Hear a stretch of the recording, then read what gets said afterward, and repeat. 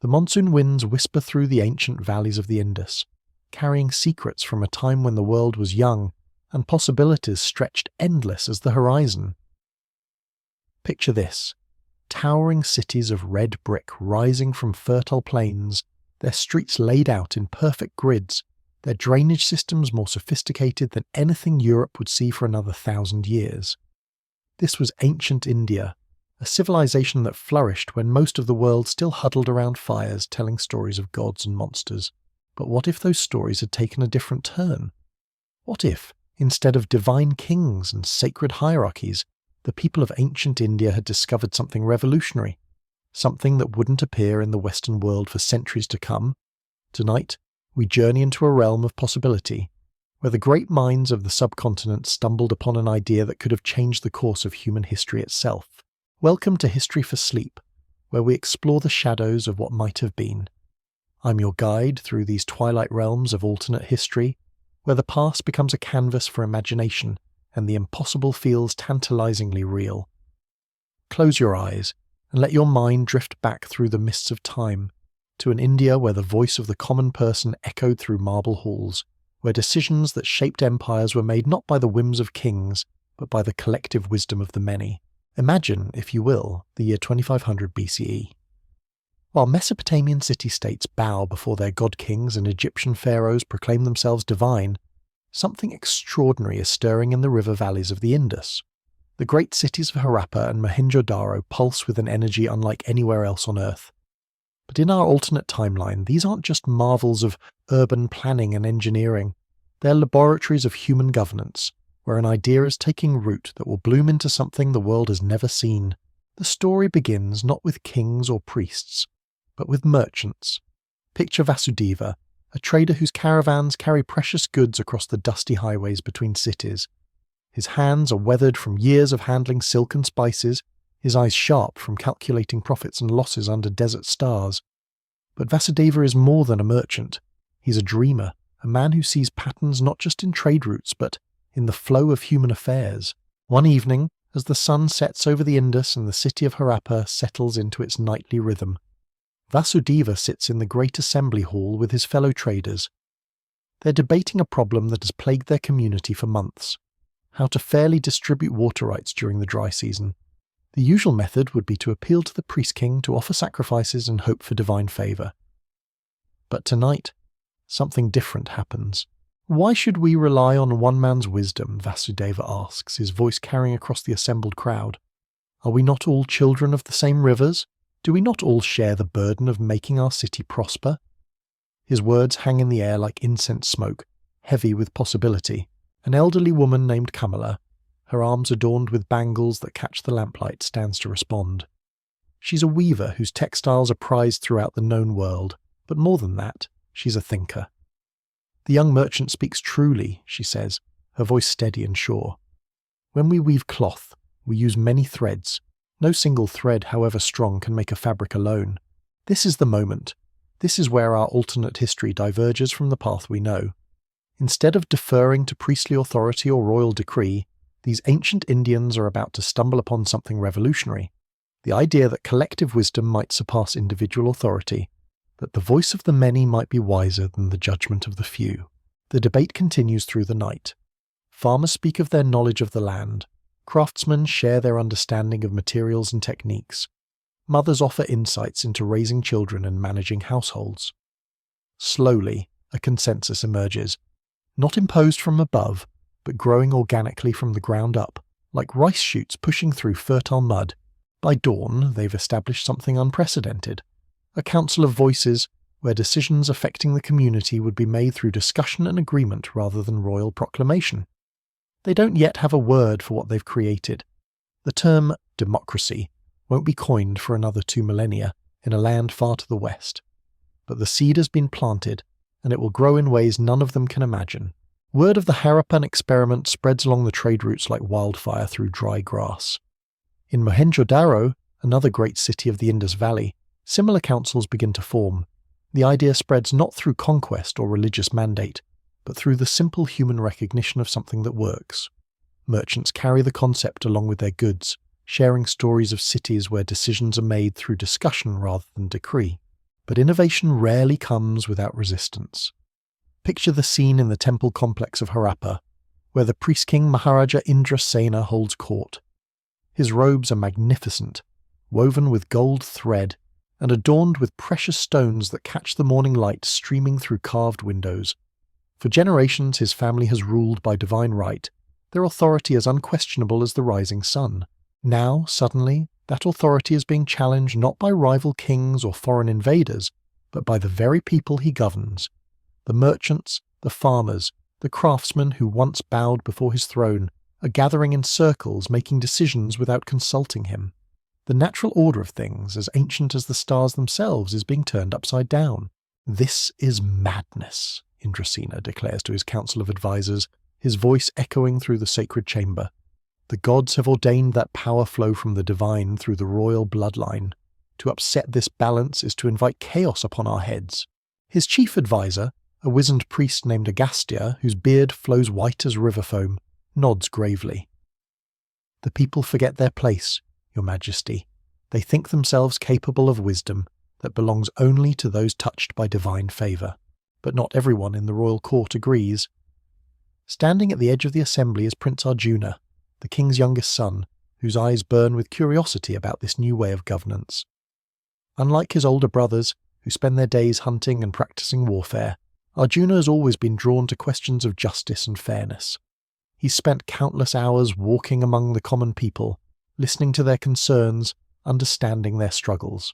"Father," Arjuna says, stepping forward despite the shocked gasps of the courtiers, "perhaps we should listen to what these councils have to say. If their decisions prove wise, what harm is there in learning from them?" The tension in the room is palpable. Here, in this moment, we see the fundamental conflict that will shape our alternate India. The struggle between ancient authority and emerging democracy, between the wisdom of tradition and the promise of collective governance. King Indrasena's face darkens like storm clouds gathering over the mountains.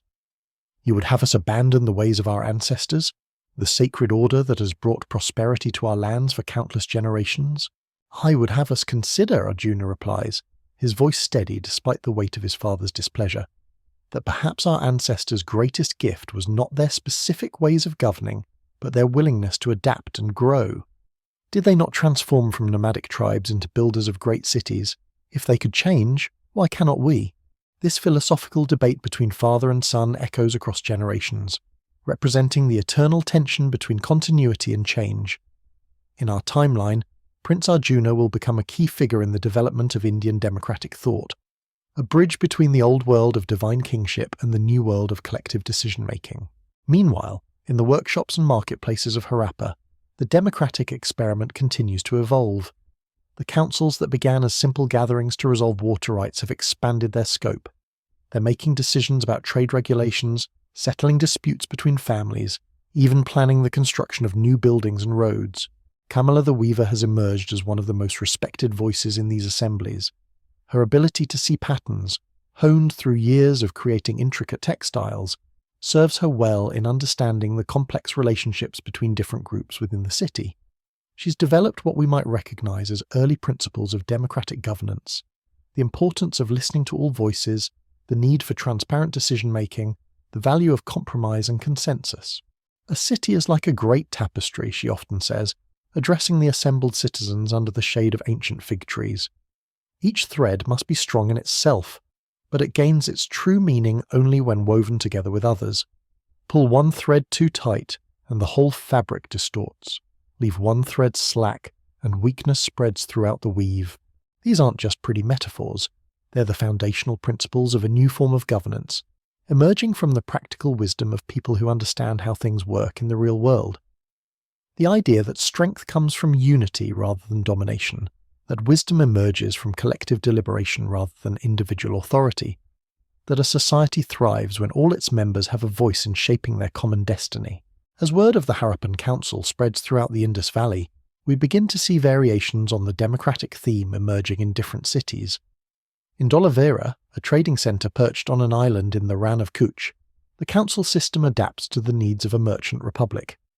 Here, trade guilds form the backbone of democratic participation, with representatives from each craft and profession contributing their expertise to collective decisions. The pottery makers speak for the needs of those who shape clay into vessels for storing grain and water. The metalworkers represent the interests of those who forge tools and weapons. The farmers who travel to the city to sell their produce have their own representatives, ensuring that the voices of rural communities are heard in urban decision-making. In Kalibangan, a city strategically located along the Gagga-Hakra river system, democracy takes on a more experimental form. Here, the councils rotate leadership regularly, ensuring that no single person or group can accumulate too much power. They've developed elaborate systems of checks and balances, ways of ensuring that decisions serve the common good rather than private interests. Picture the scene as the sun rises over Kalibangan's carefully planned streets. In the great plaza at the city's heart, hundreds of citizens gather for their monthly assembly. Men and women, young and old, rich and poor, all standing together as equals under the vast blue sky. There are no golden thrones here, no elaborate ceremonies of divine authority, just human beings working together to solve the challenges they face in common. The morning's agenda includes a dispute between river communities over fishing rights, a proposal to expand the city's famous granaries, and a debate about whether to send an embassy to the growing settlements along the Saraswati River. Each issue is discussed thoroughly, with citizens asking questions, sharing their perspectives, and gradually working towards solutions that serve everyone's interests. This is governance as it has never been practiced before in human history. Not the rule of the strongest or the most cunning, not the divine mandate of priest-kings or the arbitrary whims of tyrants, but the collective wisdom of ordinary people working together for the common good. But our story is just beginning. As these democratic experiments take root in the cities of the Indus Valley, they're about to encounter challenges that will test their resilience and adaptability. Foreign traders bring news of other lands where kings rule with absolute authority, where the very idea of questioning royal decisions is considered blasphemy. Military pressures from nomadic tribes to the north threaten the peaceful prosperity that has allowed democracy to flourish. Most importantly, the democratic movement is about to spread beyond the cities of the Indus Valley, carrying its revolutionary ideas into the heart of the subcontinent. The Ganges River Valley, with its emerging agricultural settlements and growing populations, will become the next laboratory for democratic experimentation. And there, in the fertile plains where great kingdoms will one day rise, the principles pioneered in Harappa and Mohenjo-daro will encounter new challenges and opportunities. The merchants and travellers who carry democratic ideas eastward don't yet realise they're transporting something that will reshape the destiny of a subcontinent. They think they're simply sharing practical solutions to common problems. But they're actually carrying the seeds of a political revolution that will echo through the ages, creating ripples that will spread far beyond the borders of ancient India. As our journey through this alternate history continues, we'll witness the birth of the world's first great democratic civilization, see how ancient Indian democracy develops its own unique characteristics, and explore the profound ways this political revolution reshapes not just governance, but philosophy, religion, and daily life throughout the subcontinent. The monsoon winds still whisper through the valleys, but now they carry different stories. Stories of councils and assemblies, of voices raised in debate rather than submission, of a civilization that dared to imagine that wisdom might flow upward from the people rather than downward from the gods. These are the stories that will shape our alternate India, creating a world where democracy blooms like lotus flowers in the sacred rivers, beautiful, resilient, and transformative. The sacred fires burn low in the temple chambers of Harappa as Prince Arjuna makes his way through the narrow corridors, his sandaled feet silent on the polished stone floors. The confrontation with his father weighs heavily on his mind, but something deeper drives him forward into the night. He's heard whispers among the servants, stories of the merchant councils that meet in secret, making decisions that seem to ripple through the city like stones cast into still water. Tonight he will see for himself what his father calls madness and what his heart tells him might be wisdom. The prince wraps his cloak around his shoulders, concealing the golden armlets that mark his royal status. In the darkness before dawn, he slips from the palace complex and makes his way toward the merchant quarter, where oil lamps flicker in windows and the sound of voices carries on the warm air. What he discovers there will change not just his own understanding of power, but the entire trajectory of our alternate India. In a courtyard surrounded by modest brick homes, perhaps 50 people have gathered in a circle. There's Vasudeva the trader, his weathered hands gesturing as he speaks of fair prices for grain. Beside him sits Kamala the weaver, her eyes bright with intelligence as she listens to a young farmer describe the challenges of the coming harvest season. Craftsmen, merchants, mothers, elders, all contributing their voices to a discussion that flows like a river finding its course. Prince Arjuna has attended countless royal councils, witnessed the elaborate ceremonies where his father receives petitions and pronounces judgments. But this is something entirely different. Here, no one person dominates the conversation. Ideas emerge, are challenged, refined, improved through the collective wisdom of the group. When disagreements arise, they are resolved not through royal decree but through patient discussion until common ground is found. The water channels in the Eastern District need repair before the rains come, says a middle-aged woman whose calloused hands speak of years working in the fields. But the cost would burden the pottery makers who depend on that clay. A young man, barely out of boyhood, raises his hand to speak. In his father's court, such a person would never be permitted to address the assembly. Here, his voice carries the same weight as any elder's. What if we organise the work in shifts? Each craft guild contributes labour according to their ability, and the pottery makers provide vessels for storing the excess water we collect. The suggestion sparks a flurry of discussion. Modifications are proposed, potential problems identified, solutions crafted through the patient work of many minds thinking together. Prince Arjuna watches in amazement as what seemed like an impossible challenge transforms into a workable plan that serves everyone's interests. As the first hints of dawn paint the eastern sky, the assembly begins to disperse. But Arjuna remains, his mind reeling with implications. He's witnessed something that challenges everything he's been taught about leadership, about authority, about the natural order of human society. The power he's seen here doesn't flow from divine mandate or royal bloodline. It emerges from the people themselves, from their willingness to listen, to compromise, to work together for the common good. Kamala notices the cloaked figure lingering at the edge of the courtyard. Her keen eyes, trained to spot the finest details in thread and pattern, recognize something familiar in his bearing despite the concealing darkness. She approaches slowly, her voice gentle but knowing. The morning comes early for those who seek wisdom in unexpected places, she says, her words carrying layers of meaning like the intricate textiles she creates. Arjuna lets his hood fall back, revealing his identity. Several of the remaining assembly members gasp in recognition, but Kamala simply nods as if she's been expecting this moment. Your Highness honours us with his presence, she says, but there's no civility in her voice. Here, in this space they've created, she speaks as an equal to an equal. I've heard my father call this madness, Arjuna admits, his voice barely above a whisper. But what I've witnessed tonight, this feels like the sanest thing I've ever seen. The conversation that follows will become legendary in our alternate India, though its details are lost to history. We know only that it lasts until the sun climbs high above the city walls, and that when it ends, both the prince and the weaver have been transformed. Arjuna has found his calling as a bridge between the old world and the new. Kamala has gained an ally whose position will prove crucial in the struggles to come. Over the following months, Prince Arjuna becomes a regular presence at the merchant assemblies, though he's careful to participate as a citizen rather than a royal authority. He listens more than he speaks, learning the rhythms of democratic discussion, understanding how consensus builds through patient dialogue rather than imposed decree. The experience changes him in ways that ripple through the palace like cracks in a foundation. His brothers noticed the change first. Where once Arjuna joined them in hunting expeditions and military exercises, now he spends his time in the city, walking among the people, listening to their concerns. When they mock him for consorting with commoners, he responds with questions that leave them uncomfortable and confused. Tell me, brother, he says to Bhima, the eldest prince and heir to the throne, what makes a man fit to rule over others? Is it the circumstances of his birth, or the wisdom of his decisions? Bhima's answer comes quickly, rehearsed from years of royal education. The gods choose those who shall lead.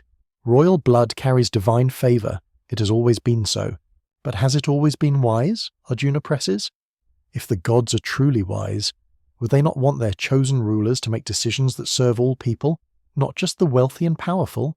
These conversations, repeated throughout the palace, begin to create fissures in the seemingly solid foundation of royal authority. Some courtiers whisper that the youngest prince has been corrupted by dangerous ideas. Others, particularly the younger nobles who have grown up seeing the prosperity that surrounds the merchant councils, begin to wonder if there might be wisdom in what Arjuna suggests. The crisis comes to a head during the season of the Great Floods, when the Indus swells beyond its banks and threatens to overwhelm the city's defences. In our timeline, this natural disaster becomes the catalyst that will determine whether democracy can survive its first great test, or whether the ancient patterns of royal authority will reassert themselves in the face of crisis. King Indrasena responds to the flood threat in the traditional manner. He consults the court astronomers and priests, seeking divine guidance for the proper response. Elaborate rituals are performed, sacrifice is offered to appease the river gods, prayers chanted in the sacred chambers. But the waters continue to rise, and the city's defences begin to crumble under the relentless pressure. Meanwhile, the merchant councils spring into action, with a coordination that amazes even their critics. Without waiting for royal permission or divine approval, they organise evacuation efforts for the most vulnerable neighbourhoods. Craft guilds pool their resources to build temporary shelters on higher ground. Trade networks that normally carry goods across vast distances are redirected to bring food and supplies to flood victims. The contrast is stark and undeniable. While the royal court debates theological questions and performs ancient ceremonies, the democratic assemblies are saving lives and protecting property through practical, coordinated action. Even some of the king's most loyal supporters begin to question which approach serves the people better. Prince Arjuna finds himself at the centre of this crisis, torn between loyalty to his father and his growing conviction that the merchant councils represent a better way forward. When the king commands him to remain in the palace and assist with the ritual preparations, Arjuna faces the defining choice of his life. On a night when the floodwaters lap at the very foundations of the royal complex, he makes his decision. Donning simple clothes and leaving behind all symbols of his royal status, Prince Arjuna walks out of the palace and into the flooded streets, where he joins the common citizens in their desperate struggle to save their city. Working shoulder to shoulder with potters and farmers, merchants and weavers, the prince discovers something his royal education never taught him: the profound satisfaction that comes from serving others without expecting deference or reward. When morning comes and the immediate crisis has passed, Arjuna knows he can never return to the old ways of thinking about power and authority. The flood becomes a turning point not just for the prince, but for the entire city of Harappa. The practical effectiveness of democratic organisation during the emergency cannot be denied, even by the most conservative members of the royal court. More importantly, the crisis reveals something crucial about the nature of leadership in our alternate India. True authority comes not from divine appointment, but from the trust and respect earned through service to the community. King Indrasena, surveying the damage once the waters recede, faces a kingdom transformed. The merchant councils that he once dismissed as dangerous upstarts have proven themselves more effective than his own government in protecting the people's welfare. His younger son, once destined to serve as a loyal prince in the traditional hierarchy, has emerged as a leader in this new democratic movement. The old king might have responded with force, using his military power to crush the merchant assemblies and reassert royal authority. Many rulers throughout history have chosen such a path when faced with challenges to their power. But Indrasena, for all his attachment to tradition, is not a tyrant. He's a man who genuinely believes his rule serves the people's good, and the evidence of the flood response forces him to confront uncomfortable questions about the effectiveness of his methods.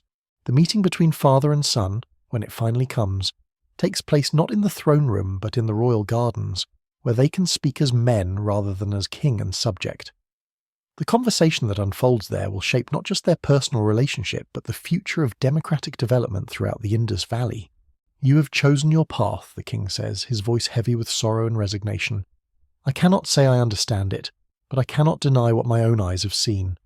Perhaps the gods work through means I have not recognized." Arjuna's response carries the weight of his transformation.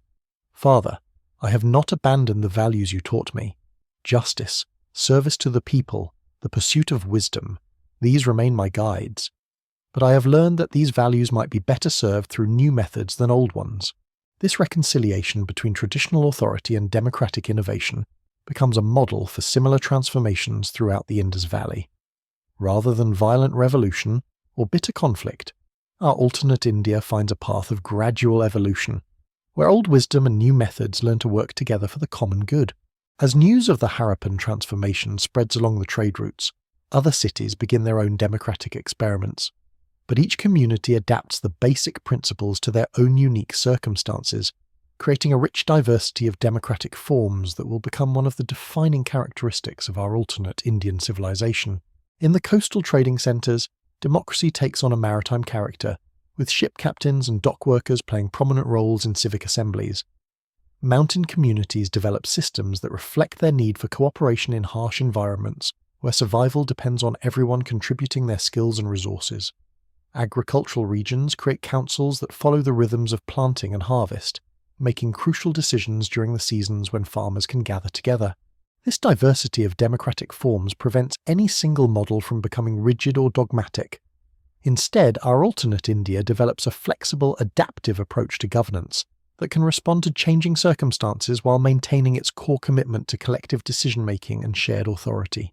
The philosophical implications of these political changes begin to ripple through other areas of Indian society.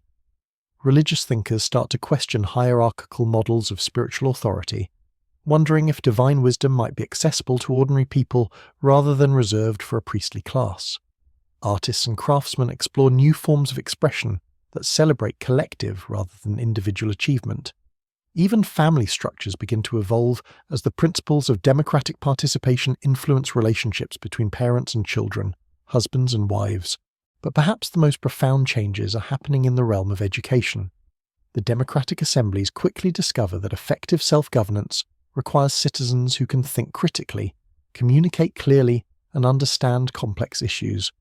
This creates a demand for new forms of learning that go far beyond the traditional training of scribes and priests. Schools begin to appear throughout the democratic cities, but these are unlike any educational institutions the world has yet seen. Rather than simply transmitting received wisdom from teacher to student, they encourage questioning, debate, and collaborative problem-solving. Children learn not just to read and write, but to listen respectfully to different viewpoints, to construct logical arguments, and to find common ground with those who disagree with them. These educational innovations will prove crucial as our alternate India prepares to face its next great challenge: the expansion of democratic ideas beyond the relatively small, homogeneous communities of the Indus Valley into the vast, diverse populations of the Ganges River system, where different languages, customs, and traditions must somehow be woven together into a functioning democratic society. The stage is set for the next phase of our alternate history, where the democratic seeds planted in the cities of Harappa and Mohenjo-daro will take root in new soil, facing tests that will determine whether this revolutionary form of governance can survive and thrive on a scale never before attempted in human history. The great migrations that would reshape our alternate India begin not with conquering armies or royal proclamations, but with something far more humble. A young merchant named Devaki, whose ox cart breaks down on the dusty road between Harappa and the eastern settlements. As she waits for repairs in a small village along the Saraswati River, she finds herself drawn into conversations with local farmers about their struggles with corrupt tax collectors and arbitrary judgments from distant rulers. Picture Devaki sitting beneath a neem tree as the afternoon heat shimmers off the plains, her voice carrying the revolutionary ideas she's absorbed from the merchant councils back home. "In my city," she tells the gathered villagers, "we've learned that wisdom doesn't flow only from those who wear fine robes. Sometimes the woman who tends goats knows more about fair dealing than the man who sits on a golden throne. The farmers listen with the careful attention of people who have known oppression but dared not name it." An elderly man named Kashava, his hands gnarled from decades of working the soil, leans forward with eyes bright with possibility. "You speak of things that live in our hearts but have no words," he says. "We have dreamed of such fairness, but thought it belonged only to the realm of the gods." This conversation, multiplied across hundreds of similar encounters along the expanding trade routes, becomes the mechanism by which democratic ideas spread eastward into the heart of the subcontinent. Unlike the spread of conquest or religious conversion, this is a gentle infiltration of concepts that take root because they address universal human needs for fairness, dignity, and voice in the decisions that shape daily life. The village where Devaki's cart breaks down becomes the first rural experiment in democratic governance, but their challenges are vastly different from those faced by the urban merchant councils. Here, ancient traditions run deeper than the roots of the sacred banyan trees. Caste divisions that barely exist in the cosmopolitan trading cities create rigid hierarchies that seem to make democratic participation impossible. How can a Brahmin priest and an untouchable street sweeper sit as equals in the same assembly? Yet necessity breeds innovation, and the harvest crisis that strikes the region forces even the most traditional communities to consider new approaches. When the monsoons fail and crops wither in the fields, the old system of appealing to kings and gods proves inadequate to address the scale of suffering.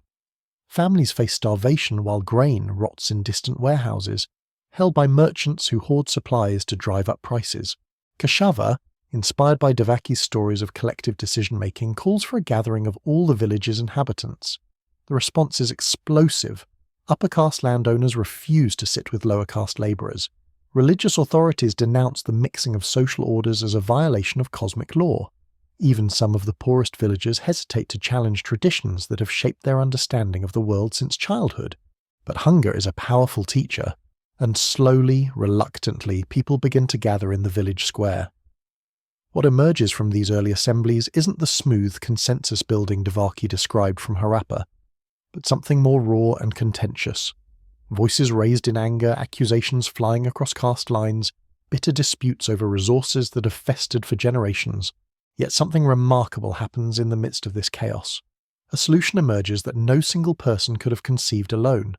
The Brahmin priest Agnavesh, swallowing his pride, offers to use his connections with other villages to organize grain sharing. The merchant Sudama agrees to use his carts to transport food without profit.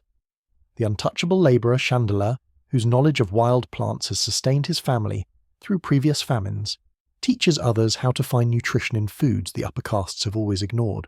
This rough, imperfect collaboration saves the village from famine, but more importantly, it demonstrates that democratic principles can work even in societies with deep hierarchical divisions. The key insight that emerges from this rural experiment will reshape democratic development throughout our alternate India.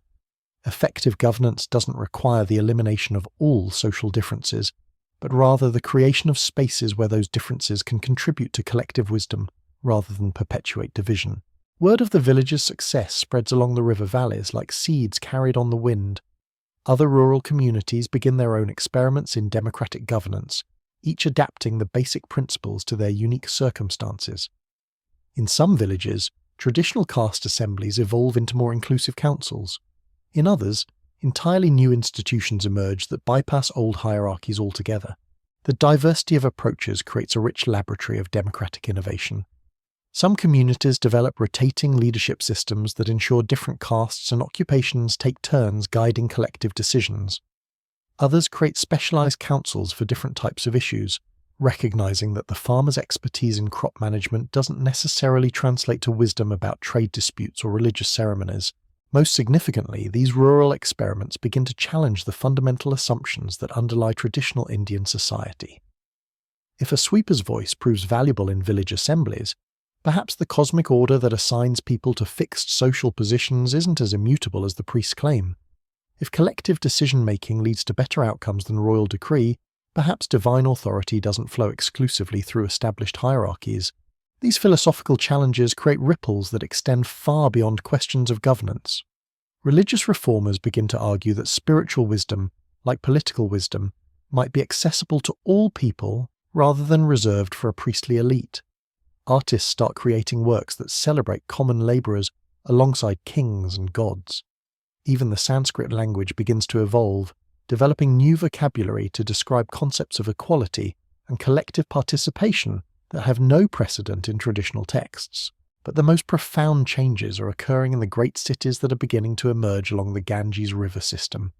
Unlike the Indus Valley settlements with their relatively homogeneous populations of traders and craftsmen, these new urban centres bring together people from dozens of different tribes, languages and traditions.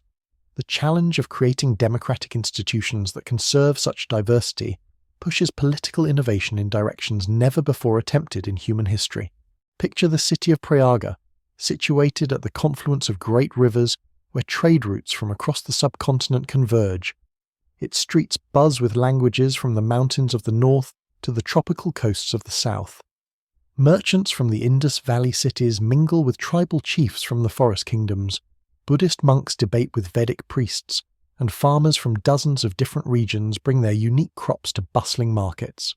Creating democratic institutions that can serve such diversity requires innovations that go far beyond the simple assemblies of the merchant councils. Different linguistic groups need translation services to participate in collective discussions. Religious communities with conflicting beliefs must find ways to make decisions together without violating their sacred principles. Economic interests that range from long-distance trade to subsistence farming need representation in the same governing bodies. The solution that emerges in Prayaga becomes a model for democratic development throughout the Ganges Valley, a layered system of representation that allows different communities to maintain their distinct identities while participating in collective governance.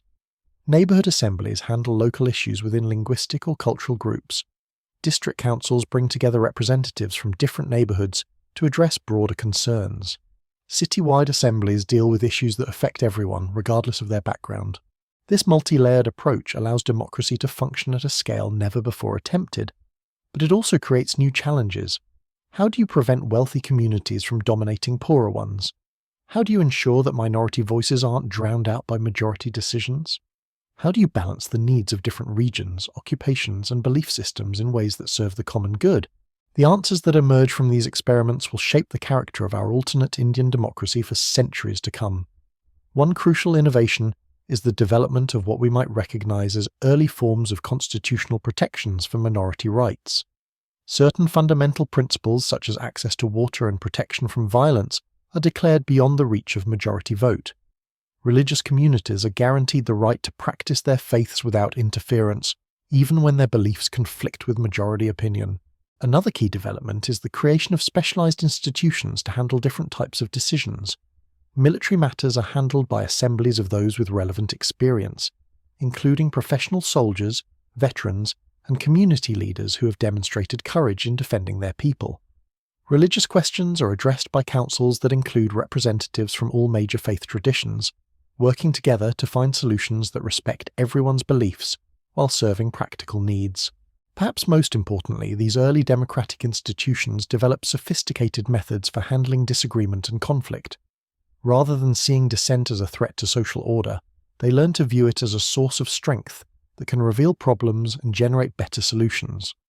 Formal procedures emerge for minority groups to challenge majority decisions, for individuals to appeal unfair treatment, and for communities to modify laws and policies as circumstances change. The success of these innovations attracts attention from across the known world. Traders carry stories of the Indian democratic experiments to Mesopotamia and Egypt, where they are received with mixtures of fascination and horror. Some foreign observers see the Indian approach as a dangerous abandonment of natural hierarchy that will inevitably lead to chaos and collapse. Others recognize it as a revolutionary advance in human organization that could transform civilization itself, but the most significant responses come from within India itself, as the democratic movement encounters its first serious opposition from established powers who see their authority threatened by these new ideas. Traditional kings, whose legitimacy rests on claims of divine appointment, view the spread of democratic institutions as a direct challenge to the cosmic order that justifies their rule. Priestly classes, whose influence depends on exclusive access to sacred knowledge, see democratic participation as a violation of religious law that threatens spiritual catastrophe. The confrontation that's building between democratic innovation and traditional authority will test whether this revolutionary form of governance can survive its first encounter with organized opposition. The stakes couldn't be higher. Not just the future of political organization in ancient India, but the trajectory of human civilization itself hangs in the balance. In the royal courts of the emerging Gangetic kingdoms, nervous advisors whisper about the madness from the west that threatens to undermine everything their ancestors built. King Chandragupta of Magadha, whose territory borders the democratic experiments, faces pressure from his nobles to crush this dangerous innovation before it can spread further into his realm. Your Majesty, warns his chief minister Kautilya, a brilliant strategist whose political treatises will influence governance for centuries. These merchant assemblies and village councils may seem harmless, but they carry within them the seeds of royal destruction. If people believe they can govern themselves, why would they need kings at all? The king's response will determine whether our alternate India's democratic experiment faces violent suppression or finds ways to coexist with traditional forms of authority.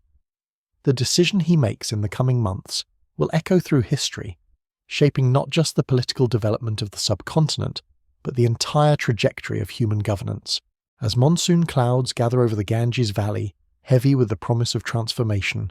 The stage is set for the next great chapter in our alternate history. The democratic seeds planted in the Indus Valley cities have taken root in new soil, growing into forms of governance never before seen in human civilization. But now they must face their greatest test.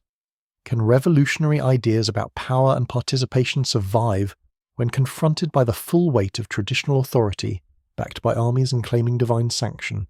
The answer lies not just in the strength of democratic institutions, but in the hearts and minds of ordinary people who have tasted the dignity of having their voices heard and their wisdom valued. In village squares and city assemblies, in workshops and fields, in temples and marketplaces, the people of our alternate India are about to discover whether the power they've found in collective action can withstand the forces arrayed against it. The winds of change continue to blow across the subcontinent, carrying with them the whispers of a new age where governance flows not from the divine through the royal, but from the many through the willing. In this twilight realm between what was and what might have been, democracy itself hangs in the balance, awaiting the dawn of its greatest trial.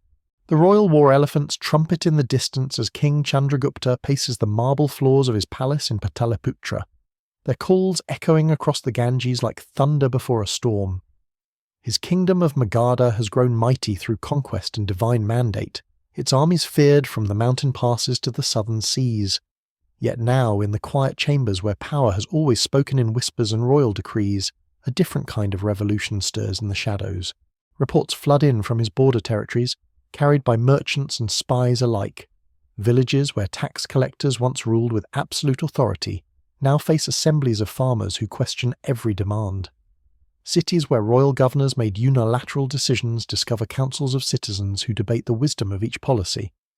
Most disturbing of all, these democratic experiments aren't collapsing into chaos as his advisors predicted. Instead, they're thriving, creating prosperity and stability that rivals his own carefully managed realm.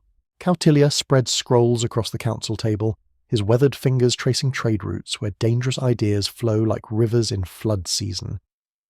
The situation grows worse each day, Your Majesty. Our garrison commander in Kaushambi reports that local merchants refuse to pay tribute without first consulting their assembly. They claim the right to negotiate terms, as if they were equals to royal authority. The king's jaw tightens as he studies the reports. For generations, his ancestors have ruled through a careful balance of force and divine sanction, their authority flowing from the gods through royal bloodlines to the people below.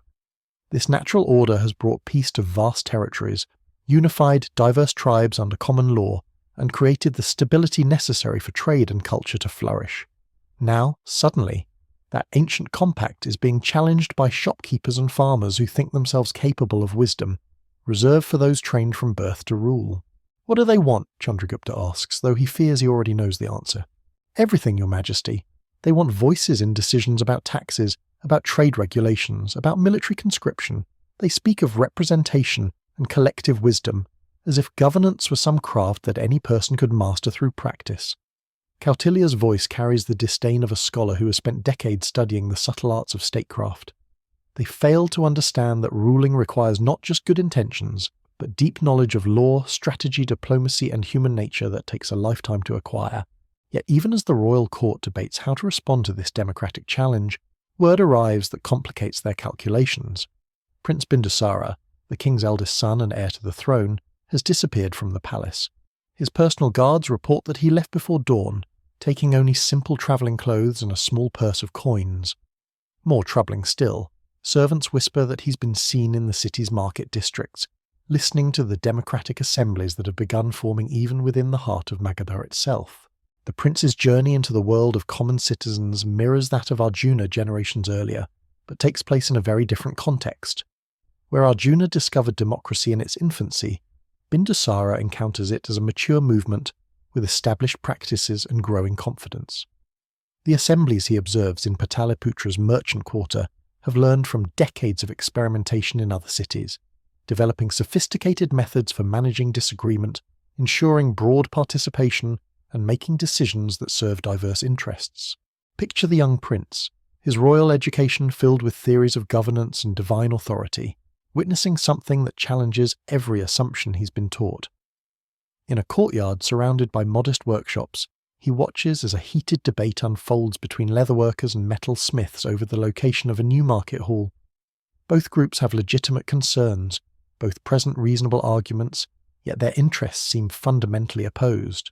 In his father's court, such a dispute would be resolved by royal decree, with one side winning and the other accepting defeat. Here, something entirely different happens. Through patient discussion, compromise proposals emerge that neither side initially considered. The market hall will be built in a location that serves both groups, with design modifications that address everyone's concerns. The solution isn't imposed from above, but grows organically from the collective wisdom of those who will be affected by the decision. The prince realizes he's witnessing a form of leadership that has no parallel in traditional royal education. These citizens aren't following a single strong ruler or deferring to ancient precedent. Instead, they're creating new solutions through collaborative thinking, drawing on diverse perspectives to solve problems in ways that serve the common good while respecting individual needs. When Bindusara finally returns to the palace after 3 days among the people, he faces the same choice that confronted Prince Arjuna: loyalty to traditional authority or commitment to democratic innovation. But his decision will have far greater consequences, for Magadha is no small city-state but a major power, whose response to the democratic movement will influence the entire subcontinent. The confrontation between father and son takes place in the royal gardens at sunset, when the heat of the day gives way to cooling breezes that carry the scent of jasmine and the distant sounds of the city settling into evening. King Chandragupta has prepared for this conversation, knowing that his son's disappearance signals a crisis that goes far beyond family dynamics. "You've seen what lies beyond our walls," the king says, his voice heavy with the weight of generations of royal responsibility. "Tell me what you've learned." Bindusara's response carries the quiet conviction of someone whose worldview has been fundamentally altered. "I've learned, father, that wisdom doesn't require royal blood. I've seen farmers solve problems that would challenge our court advisors, watched craftsmen make decisions with more fairness than many royal judges. These people aren't rebelling against good governance, they're trying to create it." The king's face darkens like clouds gathering before a monsoon. And what of order? What of the stability that has allowed our kingdom to prosper? If every person believes themselves qualified to make decisions that affect thousands, chaos must surely follow. Yet chaos hasn't followed, Bindusara replies, his words measured but firm. The democratic cities I've studied show less unrest than many of our own territories. Their trade flourishes, their people seem content, their disputes are resolved without the constant threat of force that underlies our own rule. This philosophical debate between generations reflects the broader tension tearing at the fabric of our alternate India. Traditional authority, with its claims of divine sanction and accumulated wisdom, faces a democratic challenge that questions the very foundations of hierarchical rule. The outcome of this conversation will determine whether Magadha becomes democracy's greatest enemy or its most powerful ally. King Chandragupta struggles with conflicting impulses. His training and instincts tell him to crush this democratic rebellion before it can threaten royal authority throughout his realm. Yet his love for his son, and his genuine concern for his people's welfare, force him to consider whether these new forms of governance might actually serve the kingdom better than ancient traditions. The decision he reaches will echo through history. Rather than choosing between absolute opposition or complete acceptance of democratic ideas, Chandragupta proposes something unprecedented, a gradual experiment in shared governance that preserves royal authority while incorporating democratic participation. Some regions of his kingdom will be allowed to develop council systems for local decisions, while major policy questions remain under royal control. This compromise satisfies no one completely, but creates space for both systems to coexist and learn from each other. Democratic advocates worry that royal oversight will limit their ability to address important issues. Traditional nobles fear that any concession to popular participation will inevitably lead to the complete erosion of royal authority. Yet the arrangement provides a testing ground where the practical effectiveness of different governance approaches can be compared and evaluated. The results of this experiment unfold over the following years, creating a complex patchwork of political arrangements across Magadha's vast territories. Some regions embrace democratic councils with enthusiasm, developing innovative solutions to local problems while maintaining loyalty to the kingdom as a whole. Others resist change, preferring traditional patterns of authority, even when they prove less effective at addressing community needs. Most intriguingly, hybrid forms of governance emerge that combine elements of both systems. Royal officials work alongside elected councils, bringing state resources and expertise to support locally identified priorities. Traditional ceremonies and democratic assemblies blend together, creating new rituals that honour both ancient customs and emerging practices. Military service, tax collection, and law enforcement adapt to accommodate both royal authority and popular participation. These hybrid arrangements prove remarkably successful, generating prosperity and stability that exceeds what either purely traditional or purely democratic regions achieve alone. The combination of royal resources and coordination with local knowledge and participation creates a synergy that addresses problems more effectively than either approach could manage independently. Word of Magadha's successful experiment spreads rapidly throughout the subcontinent, inspiring similar innovations in other kingdoms. Some rulers, like King Ajatashatru of Kashi, embrace democratic reforms enthusiastically, seeing them as tools for strengthening rather than weakening royal authority.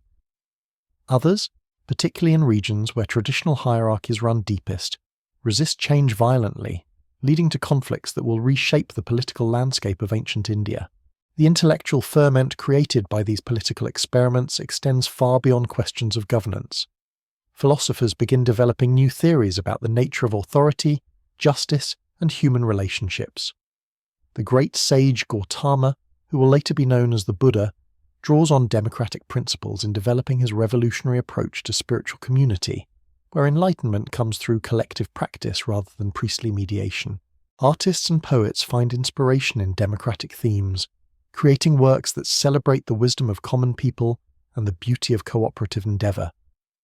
The epic stories that will define Indian culture for millennia, including early versions of what will become the Mahabharata and Ramayana, begin incorporating democratic ideals alongside traditional heroic themes. Perhaps most significantly, these political changes accelerate the development of new educational approaches that prepare citizens for democratic participation. Schools emerge throughout the democratic regions that teach not just literacy and numeracy, but critical thinking, public speaking, and collaborative problem-solving. Women, who have been largely excluded from formal education in traditional systems, find new opportunities to develop and share their knowledge in democratic communities that value diverse perspectives. The transformation of women's roles proves particularly significant in our alternate India. Democratic assemblies, focused on practical problem-solving rather than abstract theories of cosmic order, quickly discover that excluding half the population from decision-making means losing access to crucial knowledge and insights. Women's understanding of household management, child-rearing, food production, and community relationships proves invaluable in addressing the challenges that democratic communities face. Kamala the Weaver, now an elderly woman whose influence extends far beyond her original city of Harappa, becomes a symbol of women's potential contributions to governance. Her innovations in textile production have not only brought prosperity to her community but demonstrated principles of organisation and quality control that apply to many other areas of social life. When younger women across the democratic regions look for models of effective leadership, they see in her proof that wisdom and authority can emerge from any background. The changing role of women creates ripple effects throughout society that extend far beyond formal political participation. Marriage customs begin to evolve as couples seek partnerships based on mutual respect rather than hierarchical domination. Child-rearing practices adapt to prepare both sons and daughters for active citizenship, rather than simply training them for predetermined social roles. Even religious practices begin to change as women's voices contribute to theological discussions that were once exclusively male domains. These social transformations don't occur without resistance. Conservative religious authorities condemn the mixing of gender roles as a violation of cosmic law that will bring divine punishment upon entire communities. Traditional families struggle to adapt to new expectations that challenge patterns of behaviour passed down through countless generations. Economic interests built on existing hierarchies fight to preserve systems that have brought them wealth and status, yet the practical benefits of democratic participation prove difficult to deny. Communities that embrace inclusive decision-making consistently outperform those that maintain traditional exclusions, whether measured by economic prosperity, social stability, or military effectiveness. The evidence becomes so compelling that even initially skeptical observers begin to reconsider their assumptions about natural hierarchy and social order. The military implications of democratic governance prove particularly important as our alternate India faces external threats from neighbouring kingdoms that view the democratic movement as a dangerous contagion that must be contained or destroyed. Traditional military organisation based on strict hierarchical command structures seems incompatible with democratic principles of shared authority and collective decision-making. Yet democratic communities develop innovative approaches to defence that draw on their strengths in cooperation and local knowledge. Citizen militias, trained not just in fighting techniques, but in the strategic thinking necessary for collective defence, prove remarkably effective against professional armies trained for individual heroism and unquestioning obedience to commanders. The siege of Kaushambi provides the first major test of democratic military organisation.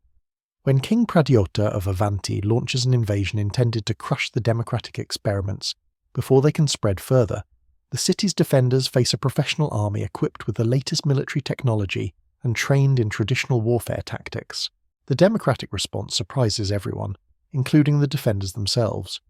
Rather than relying on a single military commander to devise strategy, the city organises council meetings that include not just soldiers, but merchants who understand supply logistics, craftsmen who can improvise weapons and fortifications, farmers who know the surrounding terrain, and even children who can serve as messengers and scouts. This collaborative approach to military planning generates defensive strategies that no individual commander, however brilliant, could have conceived alone. The city's knowledge of local geography, combined with insights from diverse occupations and age groups, creates a defence in depth that uses every natural and artificial feature to maximum advantage. When Pradyota's forces finally withdraw after months of unsuccessful siege, they leave behind more than military defeat.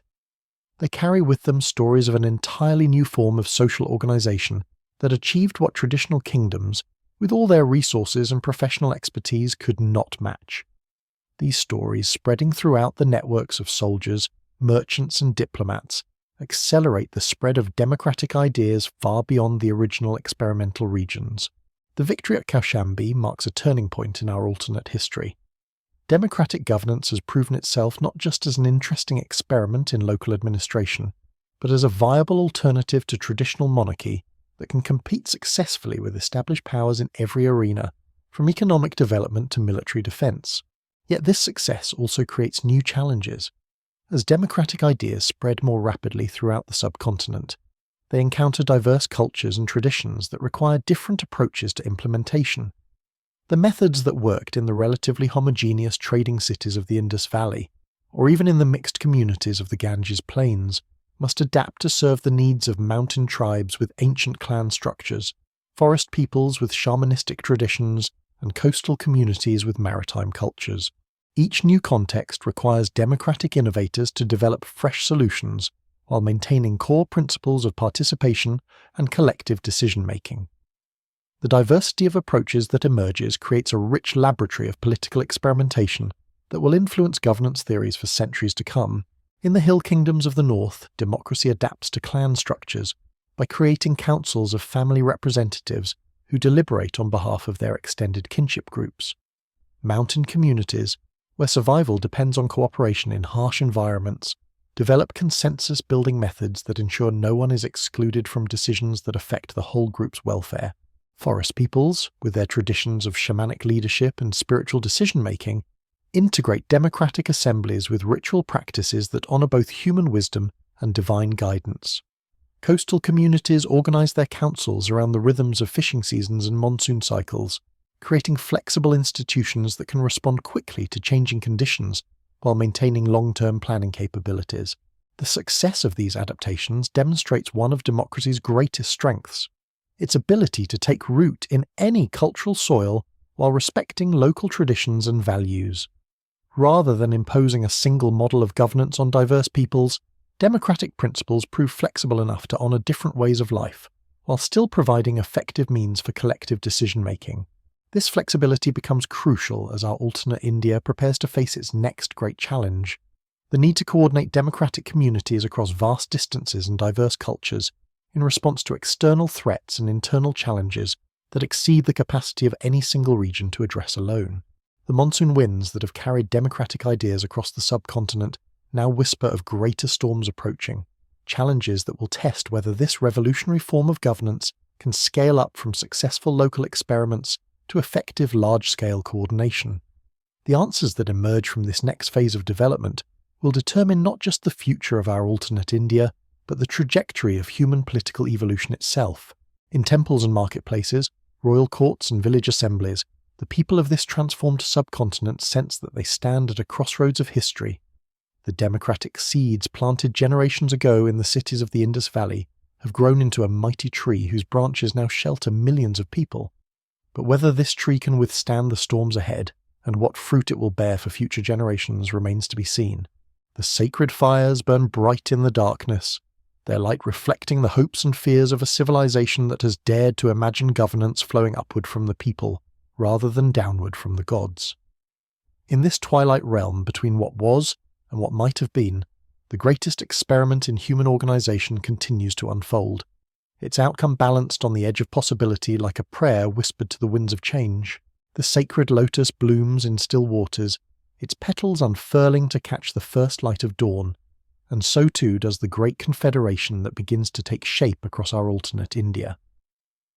Picture vast networks of communication stretching like spider silk across the subcontinent, carried not by royal messengers bound to serve distant kings, but by merchants and pilgrims, craftsmen and scholars, all united by a shared vision of governance that honours the voice of every citizen. In the great city of Varanasi, where the Ganges curves like a golden serpent through the heart of the emerging democratic world, representatives from dozens of communities gather for what will become known as the First Assembly of Assemblies. The monsoon season has ended, leaving the air crisp and clear, perfect for the kind of patient deliberation that democracy requires. These are not kings or princes meeting to divide territories and tribute, but ordinary citizens chosen by their neighbours to address challenges that no single community can face alone. The woman who calls this historic gathering to order is Priya, a grain merchant whose trade routes span from the mountain passes to the southern seas. Her weathered hands, stained with the dust of countless roads, gesture toward the assembled delegates with the quiet authority of someone who has earned respect through service, rather than inherited it through birth. She wears no crown, carries no sceptre, bears no symbols of divine appointment. Yet when she speaks, the vast hall falls silent with the kind of attention that true leadership commands. "Friends and fellow travellers on the path of shared wisdom," she begins, her voice carrying clearly through the great chamber. "We gather not as subjects of distant rulers, but as partners in the great work of governing ourselves. The challenges we face, the opportunities we seek to grasp, these belong to us all. The problems that bring these communities together would test any form of government, but they pose particular challenges for democratic societies that must build consensus rather than impose solutions. Trade disputes between regions with different customs and currencies threaten the commercial networks that bind the confederation together. Bandit groups, displaced by the collapse of traditional kingdoms, prey on travellers and merchants along the great highways. Most pressing of all, a severe drought in the Western Territories has created refugee flows that strain the resources of more fortunate areas. In the old world of royal authority, such problems would be addressed through military force and royal decree.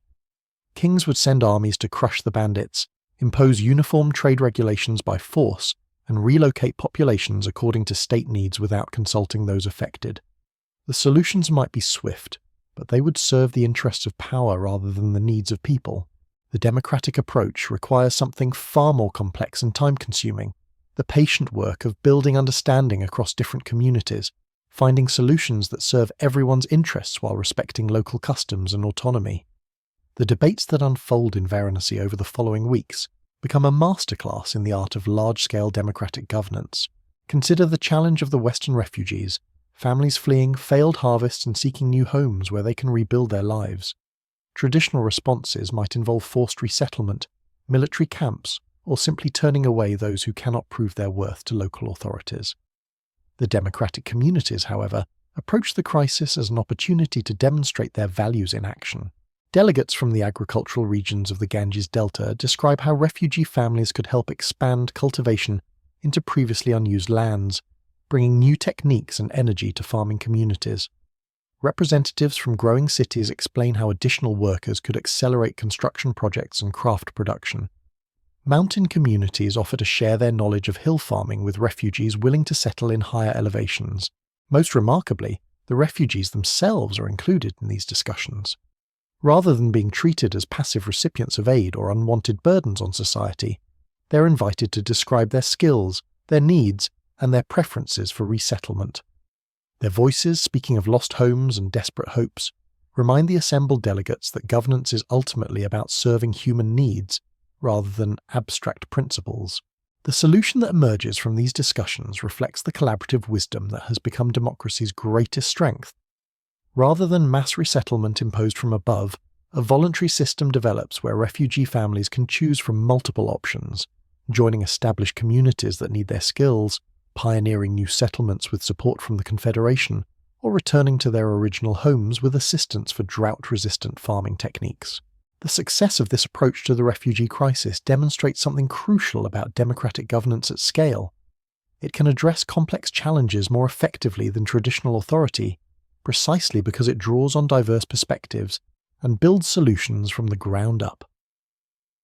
The Confederation's response not only solves an immediate humanitarian crisis, but strengthens the entire network by creating new connections and shared commitments between communities. Yet the bandit problem proves more difficult to address through purely democratic means. These are not communities seeking representation or problems requiring negotiation, but organized groups that profit from preying on peaceful travelers. Their leaders show no interest in participating in assemblies or respecting collective decisions that might limit their predatory activities. The debates over how to respond to this threat reveal tensions within the democratic movement that echo through our alternate history. Some delegates argue for purely defensive measures, better protection for trade caravans, fortified way stations, and mutual aid agreements between communities under attack. Others insist that effective response requires coordinated military action that can pursue bandits across territorial boundaries and eliminate their bases of operation. The philosophical questions raised by this debate cut to the heart of democratic theory. Can a society based on voluntary participation and peaceful deliberation protect itself against those who reject these values? Does the commitment to non-violence and consensus building leave democratic communities vulnerable to more aggressive neighbours? How can the Confederation maintain its principles while taking the decisive action that security sometimes requires? The answer that emerges reflects the pragmatic wisdom that has characterised democratic development throughout our alternate India. Rather than choosing between absolute pacifism and traditional militarism, the Confederation develops a new approach that combines democratic principles with effective defence. Regional militias, composed of citizen soldiers trained in both fighting techniques and democratic decision-making, coordinate their efforts through elected councils rather than hierarchical command structures. These forces receive support from all Confederation communities, not just those directly threatened, creating shared responsibility for collective security. Most importantly, the goal is not conquest or domination, but the restoration of peaceful conditions that allow democratic governance to flourish. The campaign against the bandits unfolds very differently from traditional military operations. Instead of relying on overwhelming force and brutal suppression, the Confederation forces combine military pressure with offers of amnesty and integration for those willing to abandon predatory activities. Former bandits who demonstrate genuine commitment to peaceful lives find opportunities for legitimate work in expanding trade networks or frontier settlements. This approach proves remarkably effective, not just in eliminating the immediate threat, but in preventing future banditry by addressing the conditions that create it. Young men who might have turned to raiding for lack of other opportunities find meaningful roles in democratic communities that value their energy and skills. The success of this integration demonstrates democracy's capacity to transform former enemies into contributing citizens. The trade disputes require yet another form of democratic innovation: the development of inter-community institutions that can handle conflicts between autonomous groups while respecting their right to self-governance.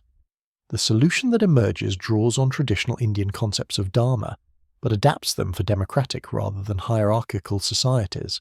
Trade councils, composed of merchants and craftsmen from different regions, develop standardized practices that communities can adopt voluntarily rather than having imposed upon them. Dispute resolution mechanisms combine local knowledge with confederation-wide principles, ensuring that conflicts can be resolved fairly without undermining community autonomy. Most importantly, these systems evolve continuously through feedback from participating communities, improving their effectiveness over time. The success of the First Assembly of Assemblies establishes a pattern that will shape democratic development throughout our alternate India. Regular gatherings, held in different cities to ensure broad participation, become forums where communities can address shared challenges while preserving their distinctive identities and approaches to governance. These assemblies never become a central government in the traditional sense. There is no democratic emperor or elected king who rules over all confederation communities. Instead, authority remains distributed among local assemblies, with higher-level coordination emerging only when needed to address specific challenges that exceed local capacity. This distributed approach to governance proves remarkably resilient and adaptable. When some communities face natural disasters, others can provide aid without waiting for central authorization. When new challenges emerge, such as diseases spreading along trade routes or diplomatic contacts with foreign kingdoms, appropriate responses can be developed quickly by those with relevant expertise and authority. The economic benefits of this large-scale democratic coordination soon become apparent to observers throughout the subcontinent. Trade flourishes as communities develop mutual trust and standardized practices. Innovation accelerates as ideas and techniques spread rapidly through networks of voluntary cooperation. Most remarkably, prosperity becomes more widely shared as democratic principles ensure that economic growth benefits entire communities rather than just elite minorities. Traditional kingdoms, watching this unprecedented prosperity emerge from what they initially dismissed as chaotic mob rule, begin to reconsider their assumptions about effective governance. Some rulers, like King Bimbisara of Magadha, experiment with incorporating democratic elements into their traditional structures. Others, particularly those whose power depends on maintaining rigid hierarchies, view the democratic confederation as an existential threat that must be contained or destroyed. The intellectual ferment generated by these political experiments attracts attention from some of the greatest minds of the ancient world. The sage who will become known as the Buddha draws on democratic principles in developing his revolutionary approach to spiritual community, where enlightenment emerges through collective practice rather than individual striving under priestly guidance. Mahavira, the founder of what will become Jainism, incorporates democratic ideals of non-violence and respect for all life into his religious teachings. The great grammarian Panini develops linguistic innovations that reflect democratic values of clarity and accessibility in communication.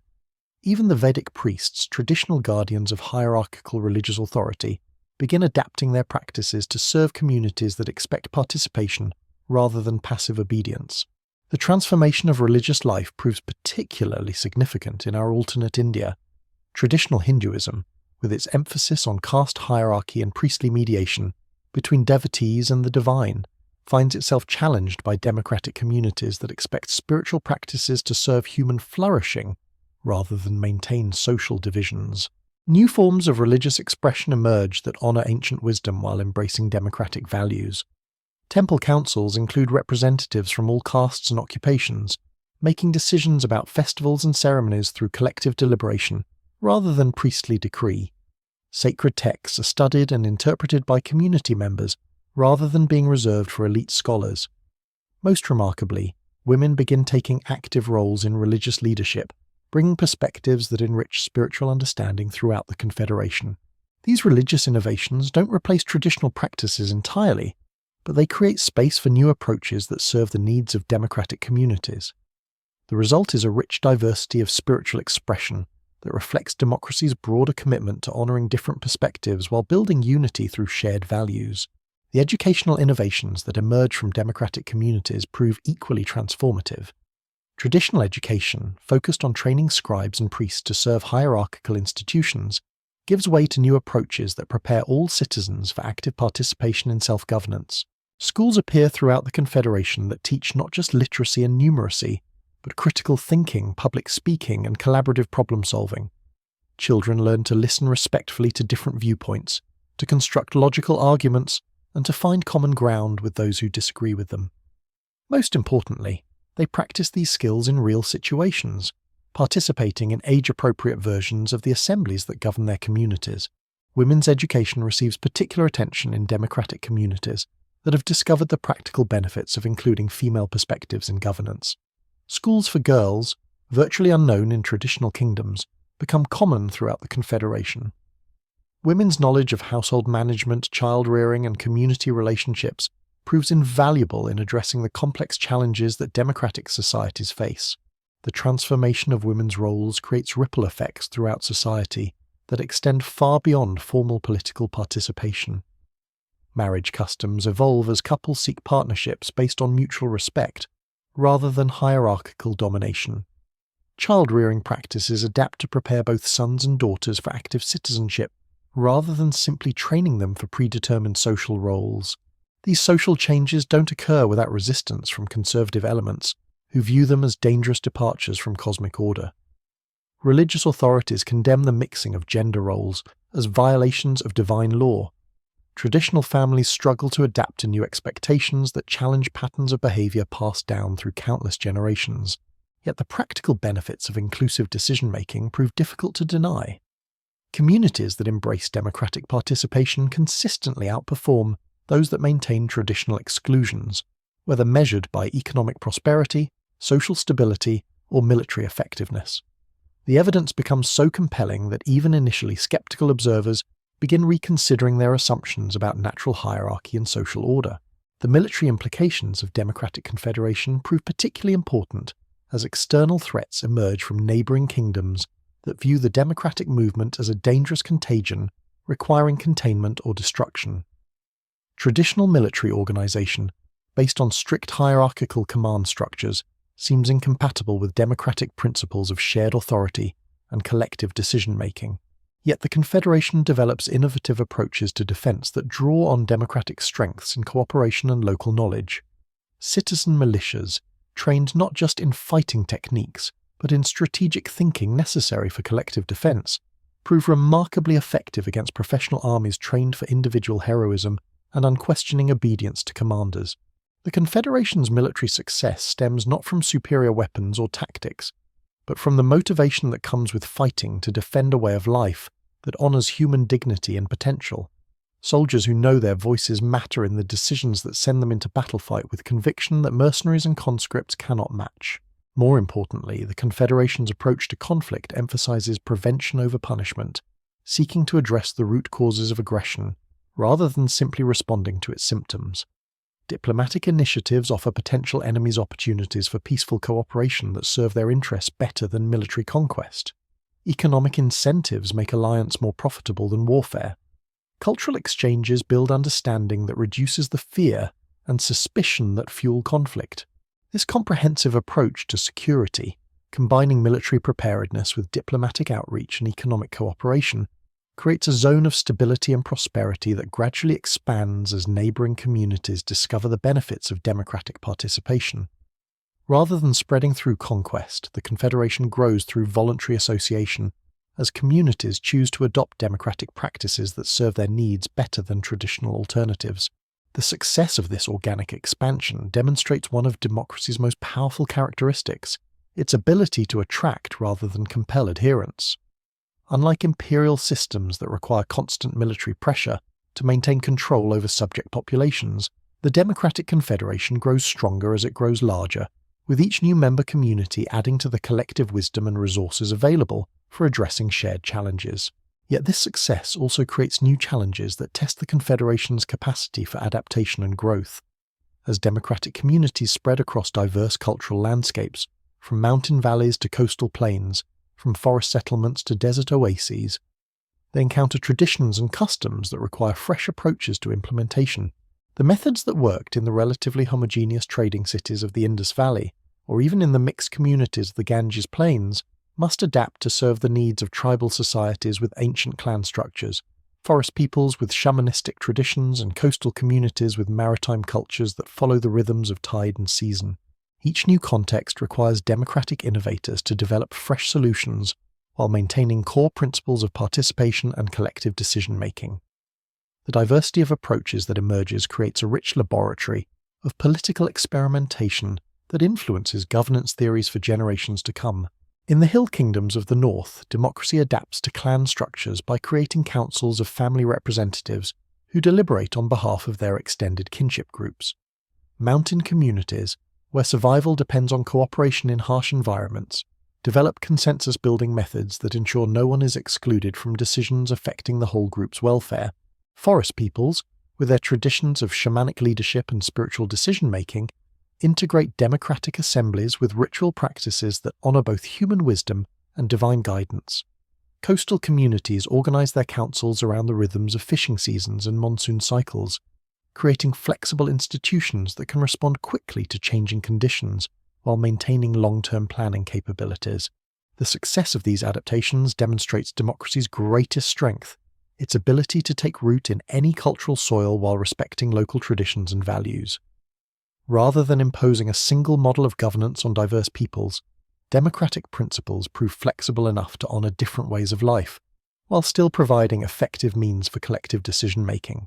This flexibility becomes crucial as the Confederation faces its most significant challenge yet: the need to coordinate responses to threats and opportunities that transcend regional boundaries, while preserving the local autonomy that makes democratic participation meaningful. The solutions that emerge from this challenge will determine whether democracy can truly become a viable alternative to imperial systems for organizing large-scale human societies. The winds of change continue to blow across the subcontinent, carrying with them whispers of transformation that reach into every corner of this alternate world. In village squares and city assemblies, in workshops and fields, in temples and marketplaces, the people of democratic India prepare to write the next chapter in humanity's greatest experiment with self-governance.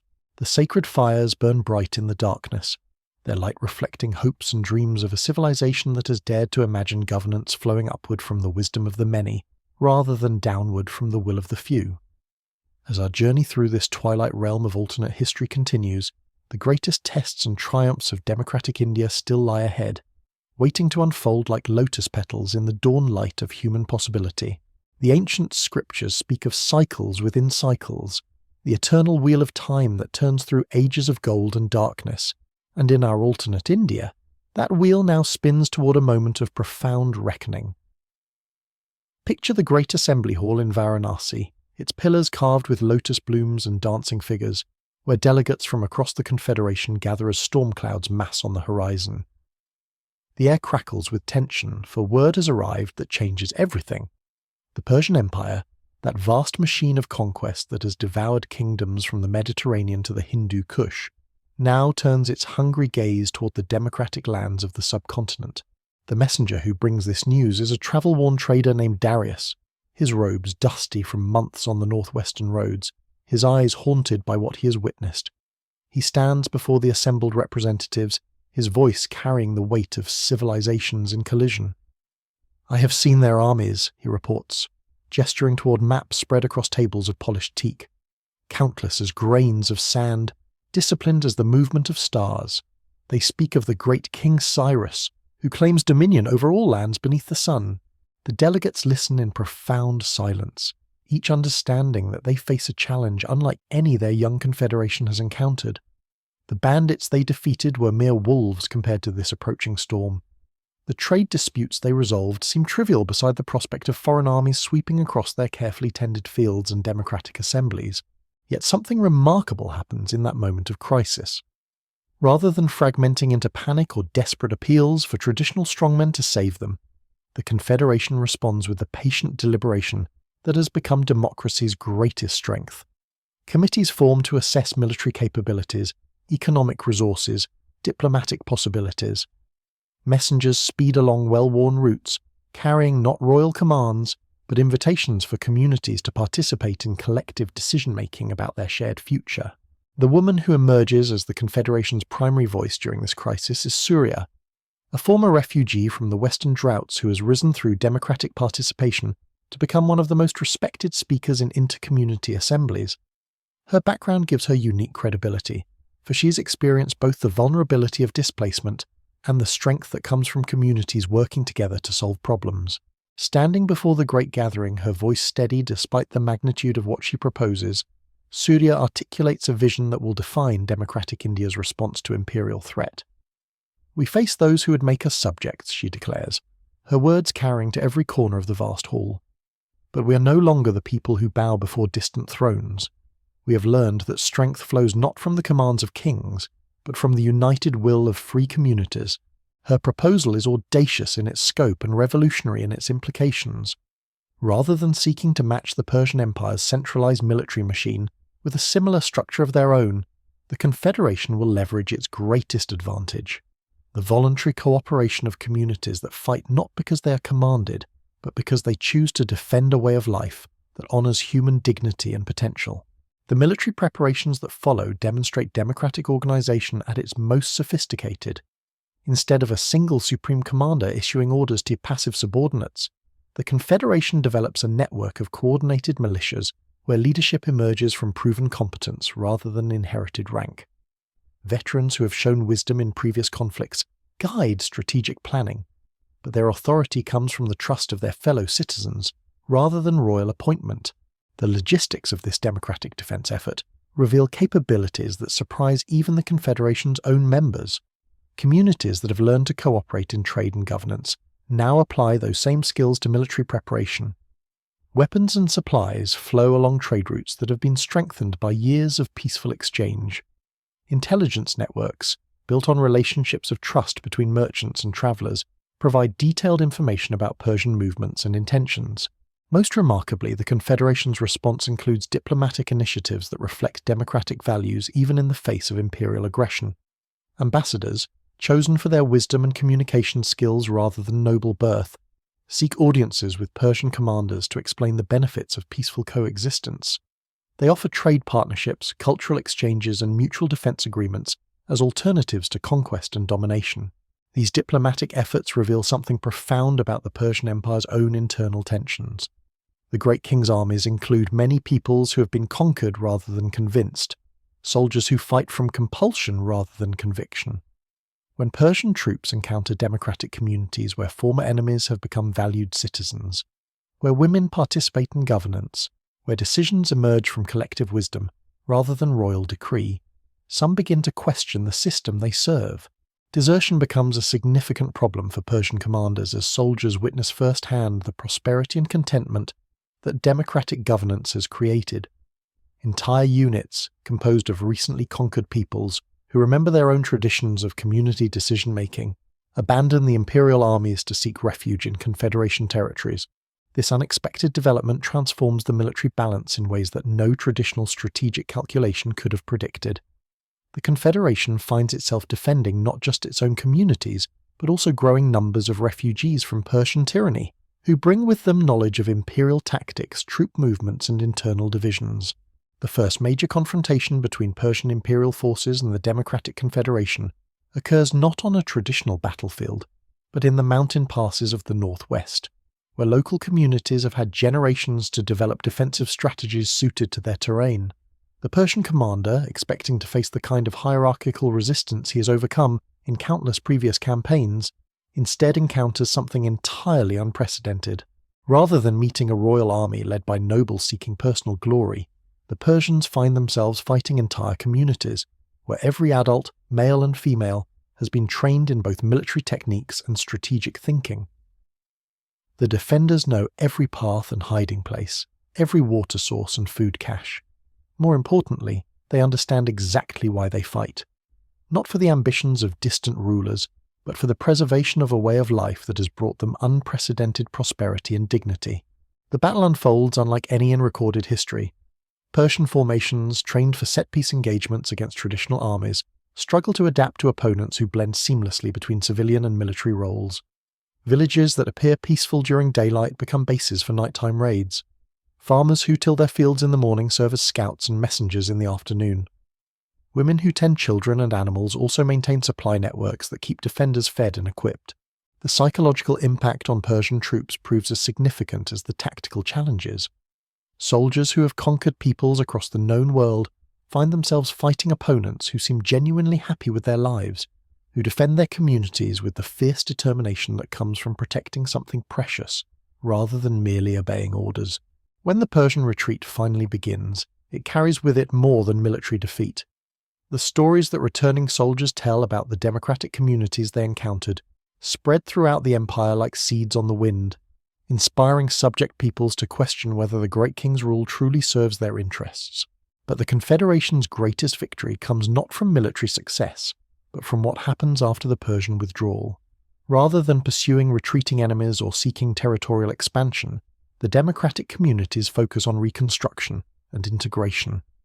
Persian soldiers who choose to remain rather than return to their empire find opportunities to contribute their skills to communities that value their knowledge while respecting their dignity. This approach to former enemies demonstrates democracy's transformative power in ways that conquest never could.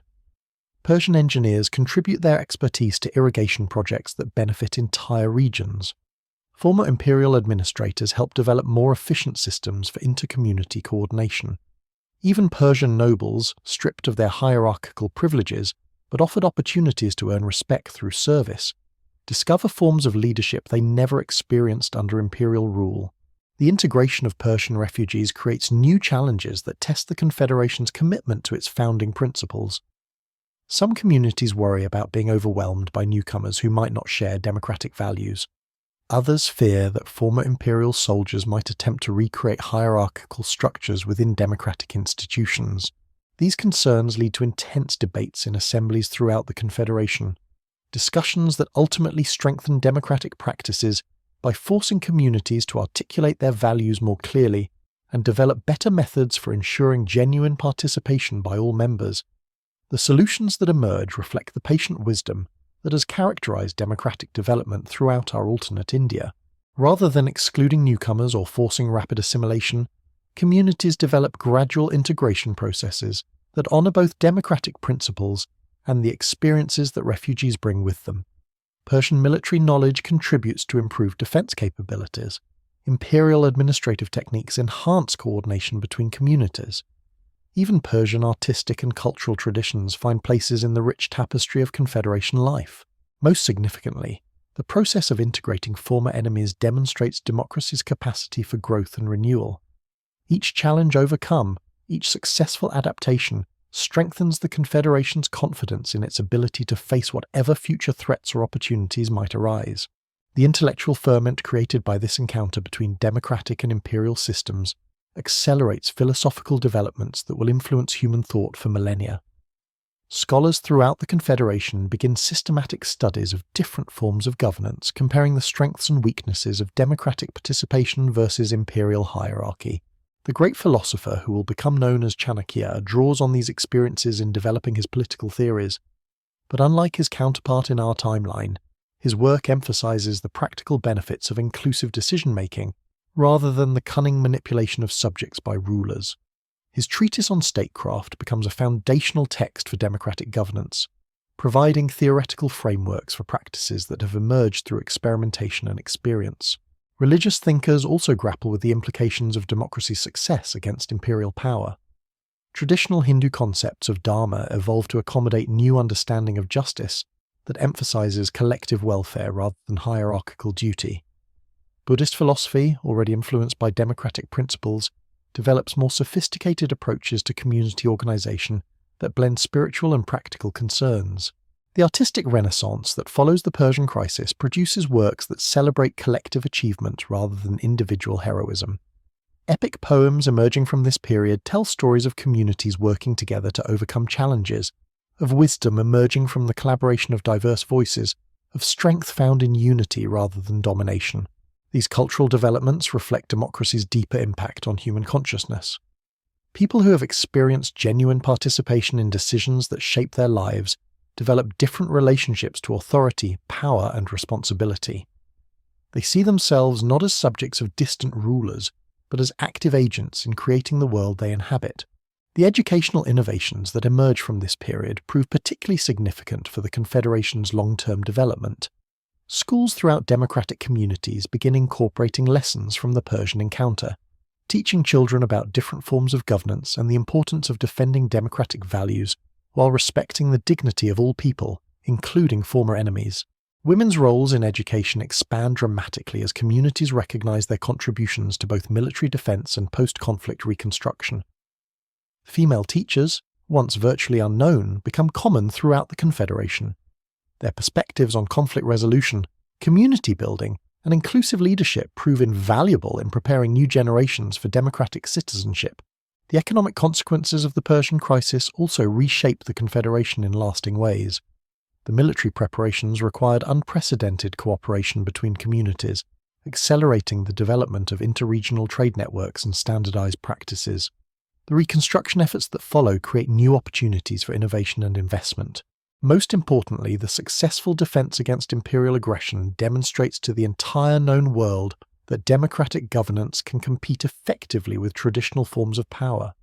Traders carry stories of the Confederation's success to distant lands, inspiring subject peoples throughout the Persian Empire and beyond to consider alternatives to hierarchical rule. These stories reach receptive audiences in many regions where local traditions of community decision-making have been suppressed but not entirely eliminated by imperial conquest. In the Greek city-states, still centuries away from their own democratic experiments, philosophers begin discussing Indian innovations in governance. In the northern steppes, tribal councils adapt democratic principles to their nomadic lifestyles. Even within the Persian Empire itself, the encounter with democratic India creates ripple effects that will influence future political development. Some provincial governors, impressed by the prosperity and stability they observed in Confederation territories, begin experimenting with more inclusive approaches to local administration. The great king himself, faced with the unprecedented challenge of an enemy that grows stronger through defeat rather than weaker, commissioned studies of democratic governance that will influence Persian policy for generations. While the empire remains fundamentally hierarchical, it begins incorporating elements of local participation that reflect lessons learned from the Indian encounter. Yet perhaps the most significant long-term consequence of this crisis is what it reveals about democracy's potential for continued evolution and adaptation. The confederation that emerges from the Persian challenge is more sophisticated, more confident, and more capable than the collection of experimental communities that first faced imperial threat. The governmental innovations developed during the crisis become permanent features of democratic organization throughout the subcontinent. The military structures that proved effective against Persian armies evolve into civilian institutions for disaster response and major construction projects. The diplomatic networks established to counter imperial aggression become channels for cultural and economic exchange with distant lands.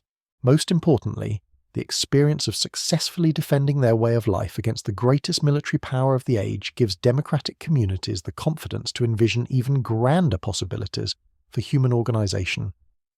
If they can stand against the Persian Empire, what other challenges might they overcome through collective wisdom and cooperative effort? The Confederation begins to look beyond mere survival toward active engagement with the wider world. Diplomatic missions seek to establish relationships with distant kingdoms and city-states. Trading expeditions explore new routes that could bring prosperity to regions still suffering under imperial rule. Cultural exchanges share democratic innovations with peoples ready to consider alternatives to traditional hierarchy.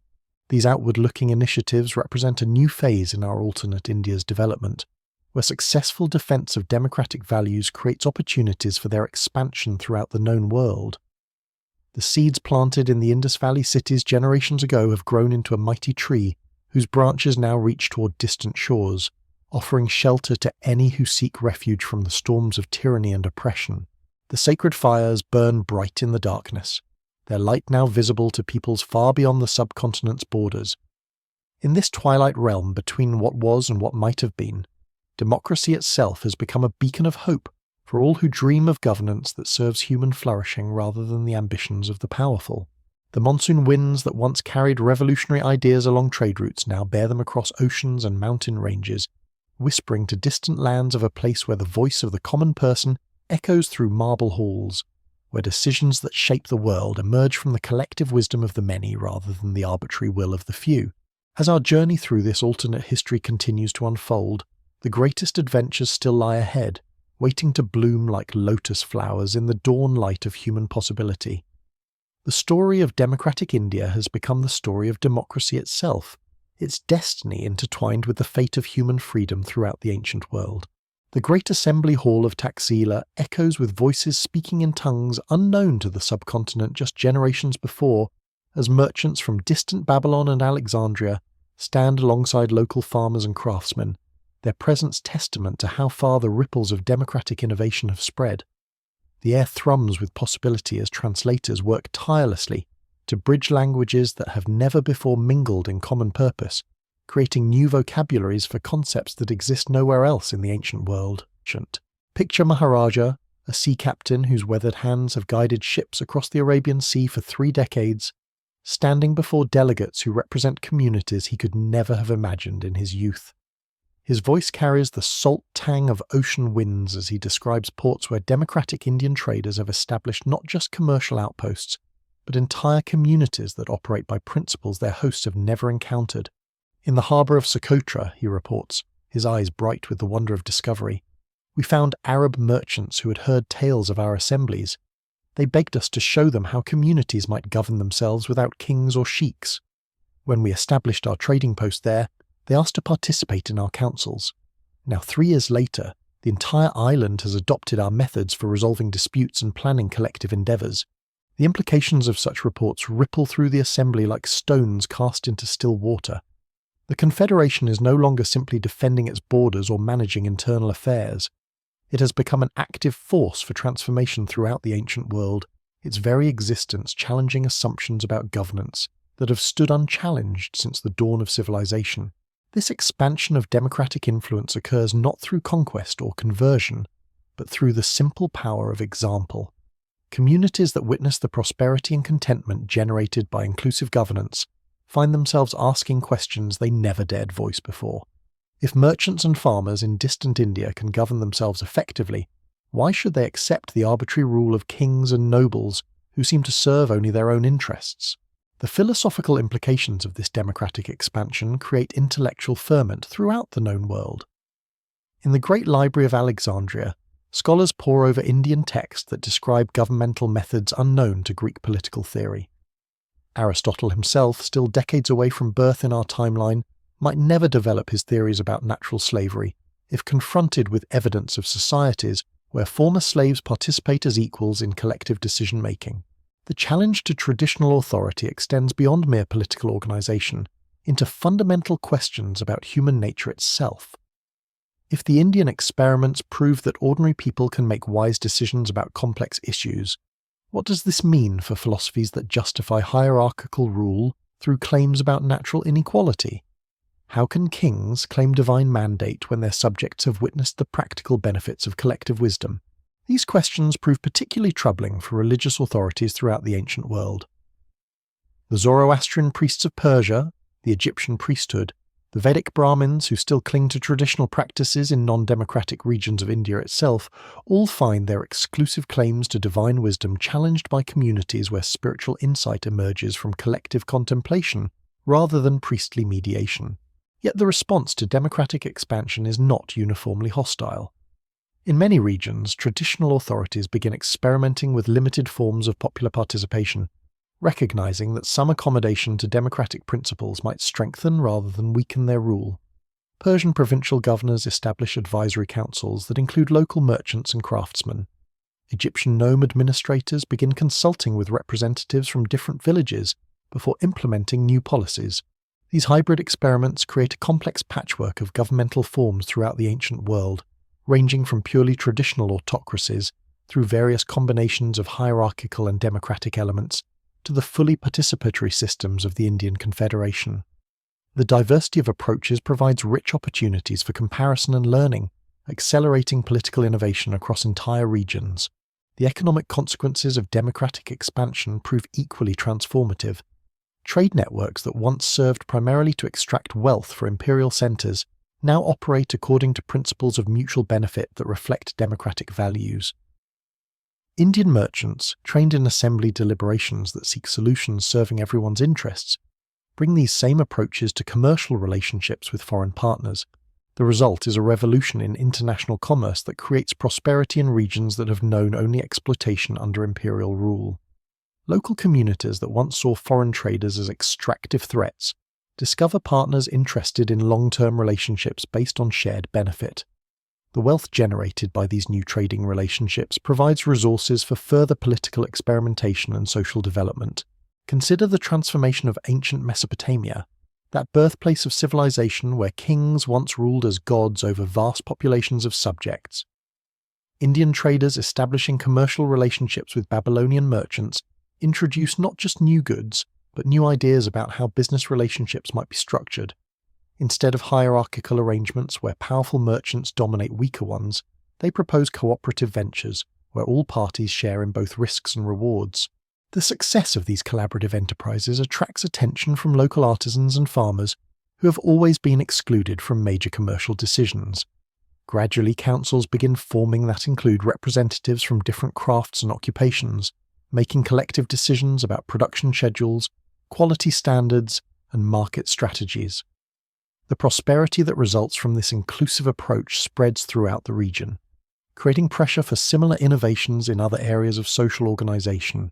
Yet the expansion of democratic influence also creates new challenges that test the Confederation's commitment to its founding principles. Success attracts imitators who may not fully understand the values that make democratic governance effective. Some foreign communities adopt the external forms of assemblies and councils without embracing the deeper commitments to listening, compromise, and collective welfare that make these institutions work. The result is a proliferation of pseudo-democratic systems that maintain hierarchical power structures while using participatory rhetoric to legitimize continued domination. Wealthy merchants establish councils that claim to represent entire communities but actually serve only elite interests. Traditional rulers create assemblies with no real authority, using them as theatrical performances designed to create the appearance of popular participation while maintaining autocratic control. These developments force the Confederation to grapple with questions about the authenticity and export of democratic values. Should they intervene when foreign communities adopt distorted versions of democratic practices? How can they support genuine democratic development without imposing their own specific methods on cultures with different traditions and needs? The debates that unfold in assemblies throughout the Confederation reflect the maturity that democratic institutions have achieved through generations of experience.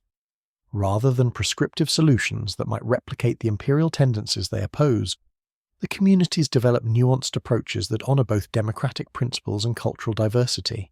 Educational initiatives emerge that focus on sharing the philosophical foundations of democratic governance, rather than simply its institutional forms. Indian scholars and practitioners travel to foreign lands not as missionaries of a particular political system, but as teachers of the underlying values that make any form of inclusive governance effective: respect for human dignity, commitment to collective welfare, skills in listening and deliberation, and the patience required for genuine consensus building. These educational efforts prove more effective than institutional copying in creating lasting democratic transformation. Communities that understand why democratic values serve human flourishing prove more capable of adapting these principles to their own unique circumstances than those that simply mimic external forms without grasping their underlying logic. The role of women in this international expansion of democratic influence proves particularly significant. Female traders, teachers, and diplomats from the Confederation encounter societies where women's exclusion from public life is even more complete than it was in pre-democratic India. Their very presence challenges assumptions about gender roles that have never been questioned in many cultures. More importantly, the practical contributions that these women make to commercial, educational, and diplomatic endeavors demonstrate the benefits of inclusive participation in ways that theoretical arguments never could. When a female Indian mathematician helps Egyptian engineers solve complex construction problems, or when women traders negotiate agreements that bring unprecedented prosperity to previously struggling communities, the evidence speaks more powerfully than any philosophical treatise. The gradual transformation of women's roles in societies influenced by Indian democratic expansion creates ripple effects that extend far beyond formal political participation. Families begin questioning traditional patterns of authority and decision-making. Educational practices evolve to include girls as well as boys. Economic opportunities expand as communities recognize the practical benefits of utilizing everyone's talents and perspectives. These social changes don't occur without resistance from conservative elements, who view them as dangerous departures from natural order. Religious authorities condemn the mixing of gender roles as violations of divine law. Traditional families struggle to adapt to new expectations that challenge patterns of behavior passed down through countless generations. Yet the practical benefits of inclusive participation prove difficult to deny. Communities that embrace democratic values consistently outperform those that maintain traditional exclusions, whether measured by economic prosperity, social stability, or military effectiveness. The evidence becomes so compelling that even initially skeptical observers begin reconsidering their assumptions about natural hierarchy and human potential. The military implications of democratic expansion prove particularly significant as traditional powers throughout the ancient world struggle to respond to this new form of social organization. Armies trained for conquest and domination find themselves facing opponents motivated by the desire to protect ways of life that honor human dignity and potential. The psychological advantage enjoyed by democratic defenders extends beyond individual battles to influence entire campaigns and strategic relationships. Soldiers who fight to preserve communities where their voices matter and their welfare is considered prove more resilient and resourceful than mercenaries or conscripts serving distant masters. More importantly, the prospect of joining such communities attracts deserters and defectors from traditional armies, weakening imperial forces while strengthening democratic ones. The diplomatic innovations that emerge from democratic expansion also reshape international relationships in fundamental ways. Traditional diplomacy, based on negotiations between rulers seeking to advance their personal or dynastic interests, gives way to new approaches that consider the welfare of entire populations rather than just elite minorities. Indian diplomatic missions, composed of representatives chosen for their wisdom and communication skills rather than noble birth, offer foreign rulers alternatives to the endless cycles of conquest and rebellion that characterize traditional international relations. They propose trade partnerships, cultural exchanges, and mutual defense agreements that serve everyone's interests rather than creating winners and losers. These diplomatic initiatives prove remarkably successful, not because they offer more advantageous terms than traditional agreements, but because they create relationships based on trust and mutual respect, rather than fear and domination. Communities that experience genuine partnership with democratic societies often find these relationships more valuable than the protection or tribute arrangements they have known under imperial systems. The cultural consequences of democratic expansion prove equally transformative. Art, literature, music, and philosophy throughout the ancient world begin reflecting new themes that celebrate collective achievement rather than individual heroism, cooperation rather than domination, wisdom emerging from diverse voices rather than elite authority. Epic poems emerging from regions influenced by Indian democratic expansion tell stories of communities working together to overcome challenges, of solutions discovered through patient deliberation, of strength found in unity rather than hierarchy. These cultural productions both reflect and reinforce the values that make democratic governance effective, creating self-reinforcing cycles of social transformation. The architectural innovations that accompany democratic expansion also reshape the physical landscape of the ancient world. Instead of massive palaces and temples designed to demonstrate royal power, communities influenced by democratic values construct public buildings that facilitate collective gatherings and collaborative activities. Assembly halls, schools, marketplaces, and workshops designed for inclusive participation replace monuments to individual authority as the defining features of urban landscapes. These physical changes both reflect and reinforce social transformations, creating environments that support democratic values while making hierarchical domination more difficult to maintain. The technological innovations that emerge from democratic societies also contribute to their expanding influence. Communities that draw on diverse perspectives and inclusive participation prove more capable of solving complex problems and developing new approaches to persistent challenges. The practical benefits of these innovations attract attention from throughout the ancient world, creating additional incentives for political transformation. Consider the agricultural techniques developed by democratic farming communities that must balance the needs of different crops, soil types, and family situations through collective decision-making. The methods they develop for sustainable cultivation, water management, and crop rotation prove more effective than traditional approaches based on hierarchical command, attracting interest from farmers throughout the known world. Similarly, the manufacturing processes developed by democratic craft communities, where workers participate in planning and quality control rather than simply following orders, produce goods of superior quality and reliability. The reputation of Indian craftsmanship spreads throughout ancient trade networks, creating demand not just for their products, but for the knowledge of how they are made. These technological and practical advantages provide additional channels for democratic influence that complement political and cultural expansion. Communities that adopt Indian techniques for agriculture, manufacturing, or construction often find themselves drawn toward the collaborative approaches that make these techniques effective, beginning their own journeys toward more inclusive forms of governance. The medical and healing practices that emerge from democratic communities also contribute to their international influence.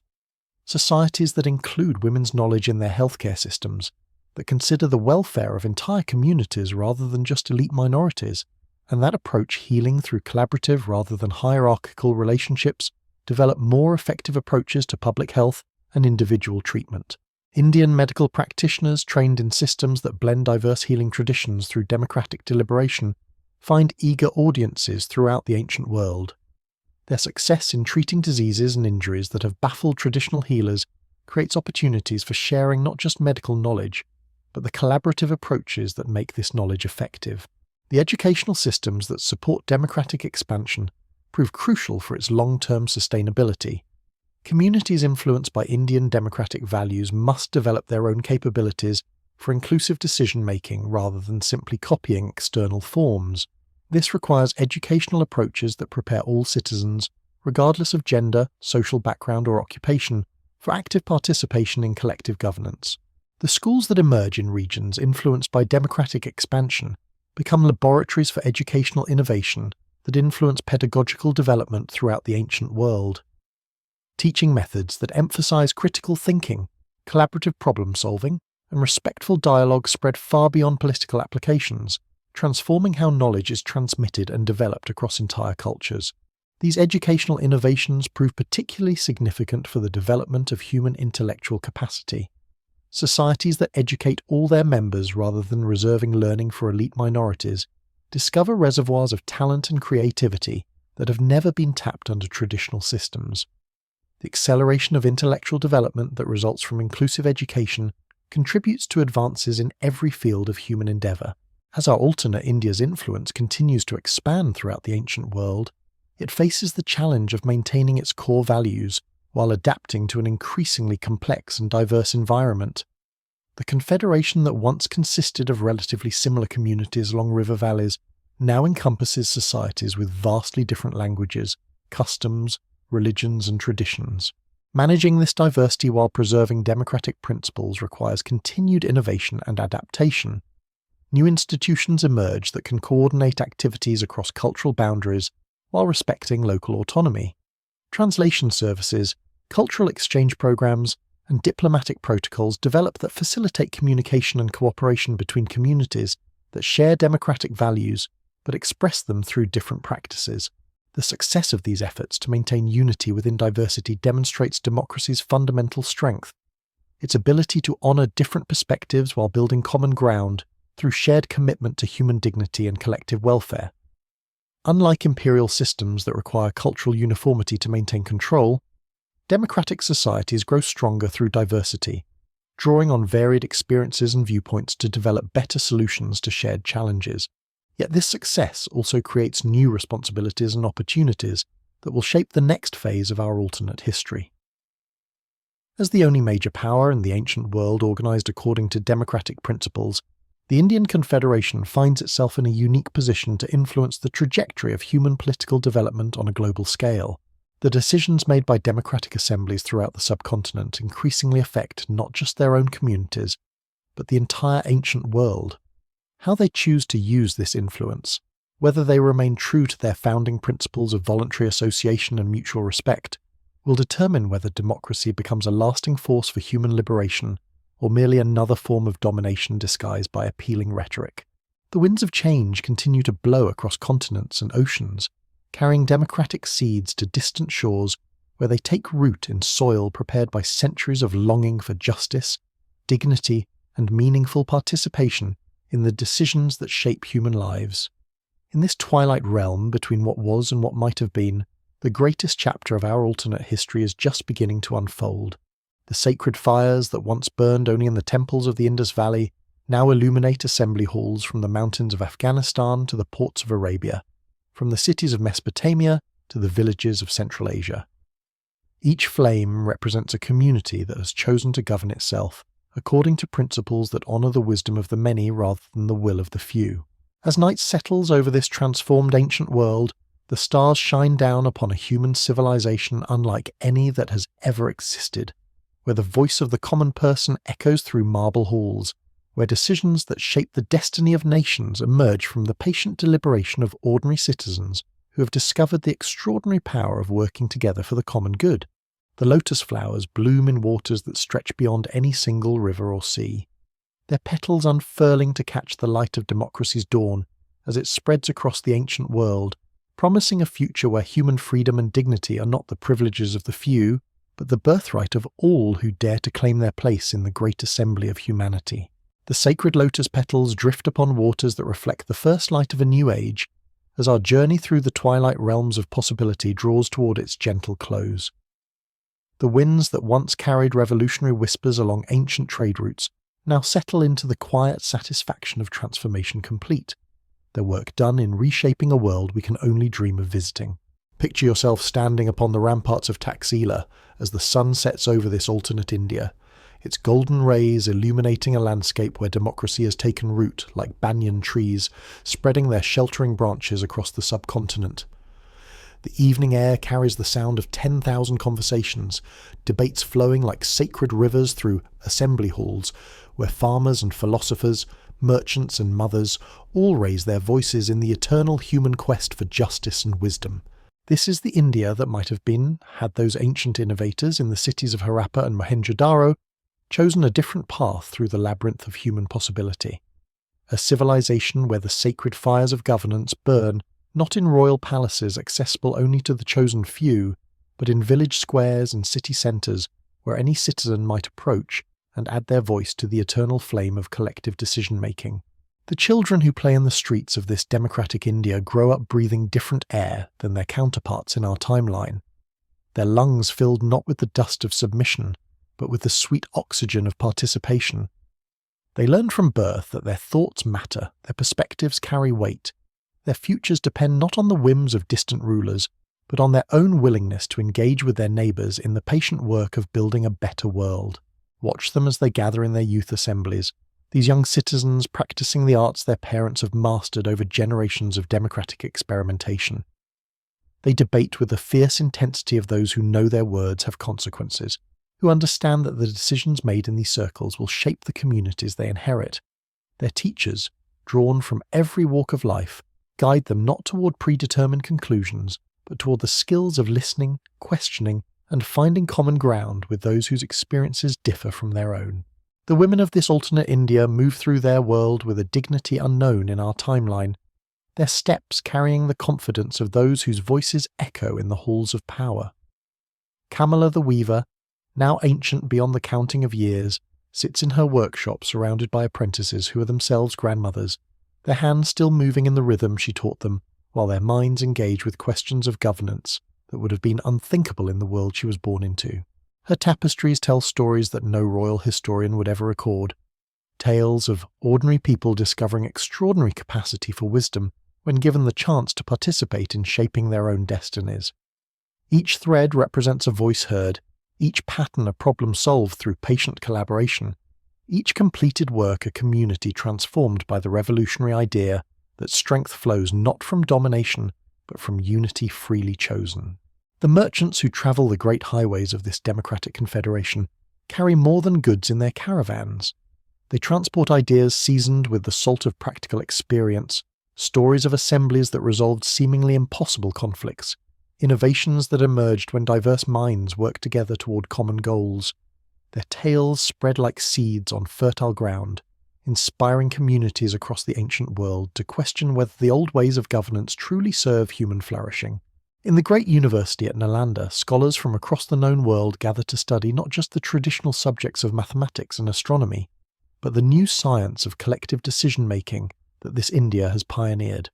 They analyse the methods by which thousands of people can deliberate together without descending into chaos, the techniques for ensuring that minority voices are heard alongside majority opinions, the delicate art of building consensus among communities with different traditions and interests. These scholars return to their homelands carrying knowledge that cannot be contained within academic walls. They become seeds of transformation, their understanding of democratic principles taking root in soil, prepared by generations of longing for justice and meaningful participation in the decisions that shape human lives. The temples of this alternate India echo with prayers that would sound strange to ears accustomed to hierarchical worship. Here, the divine is approached not through priestly mediation, but through communal contemplation, where spiritual insight emerges from the collective seeking of minds united in reverence. The gods themselves seem different in this world, less concerned with receiving tribute from subjects than with nurturing the wisdom that allows mortals to govern themselves with compassion and skill. Even the architecture tells a different story in this India where democracy has flourished. Instead of towering monuments to individual authority, cities are graced with assembly halls designed to accommodate the voices of all citizens, schools built to nurture critical thinking rather than passive obedience, marketplaces organized to facilitate fair exchange rather than extractive domination. The very stones seem to sing with satisfaction at serving structures that honor human dignity, rather than crushing it beneath the weight of imperial ambition. Streets flow in patterns that invite gathering and discussion, rather than channeling movement towards centers of power where ordinary people are not welcome. As twilight deepens over this transformed subcontinent, the evening rituals begin that have no parallel in our timeline. In every community, large and small, citizens gather to reflect on the day's decisions and plan for tomorrow's challenges. These are not grand ceremonies requiring special robes or sacred words, but simple human conversations elevated by the revolutionary understanding that ordinary people, working together with patience and good faith, can solve problems that would defeat the wisest individual ruler. The children listen to these discussions with the attention that their counterparts in royal courts might reserve for tales of heroic adventure. For them, the greatest adventures are not found in conquest and domination, but in the patient work of building communities where everyone's welfare is considered, where conflicts are resolved through understanding rather than force, where the future emerges from the collective wisdom of all who will inhabit it. This is the legacy of that first conversation in ancient Harappa, when Vasudeva the trader and Kamala the weaver dared to imagine that decisions affecting their community might emerge from discussion among equals rather than decree from above. Their courage to question the natural order of hierarchy has blossomed into a civilization where such questioning has become as natural as breathing, where each generation builds upon the innovations of those who came before, while remaining open to new possibilities that the future might reveal. The stars that shine down upon this alternate India illuminate a world transformed by the simple but revolutionary idea that wisdom belongs not to the few but to the many, that governance serves its highest purpose when it honors the dignity and potential of every human being it touches.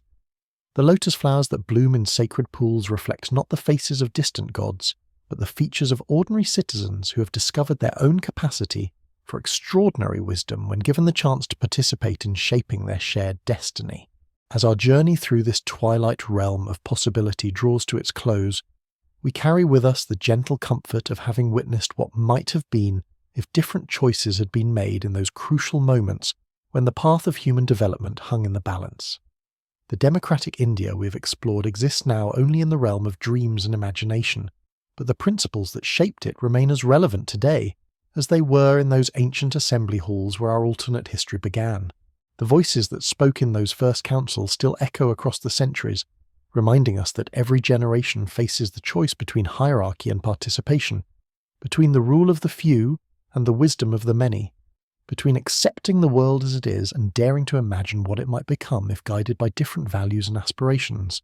In the quiet moments before sleep claims us, we can still hear those ancient conversations, still feel the presence of those who chose cooperation over domination, inclusion over exclusion, patient deliberation over hasty decree. Their example whispers to us across the gulf of time, suggesting that the future need not be bound by the patterns of the past, that human beings in every age possess the capacity to create new forms of organization that serve life rather than diminishing it. The sacred fires that burned in our alternate India continue to glow in the realm of possibility, their light available to any who seek inspiration for building more just and inclusive communities in their own time and place. The seeds planted in those imaginary assembly halls remain fertile, ready to sprout wherever conditions allow for the patient cultivation of democratic values and practices. As the night settles fully over our exploration of what might have been, we rest in the knowledge that the human capacity for wisdom, compassion, and cooperative problem-solving transcends any particular historical moment or cultural context. The India we have imagined reminds us that in every age, in every place, the potential exists for ordinary people to discover extraordinary capacity for governing themselves with dignity and grace. The lotus closes its petals as darkness falls, but the roots remain strong beneath the water's surface, ready to support new blooms when the sun rises again. In the same way, the democratic principles we have explored in our alternate history lie dormant in human hearts across all cultures and centuries, waiting for the right conditions to flourish into forms of governance that truly serve the common good. Sweet dreams, fellow travellers through the realms of possibility. May your rest be filled with visions of the world that might yet be, where the voice of every person echoes through the halls of power, where decisions emerge from the patient wisdom of communities working together, and where the sacred fires of human dignity burn bright in every heart, illuminating pathways toward a future worthy of our highest aspirations and deepest dreams.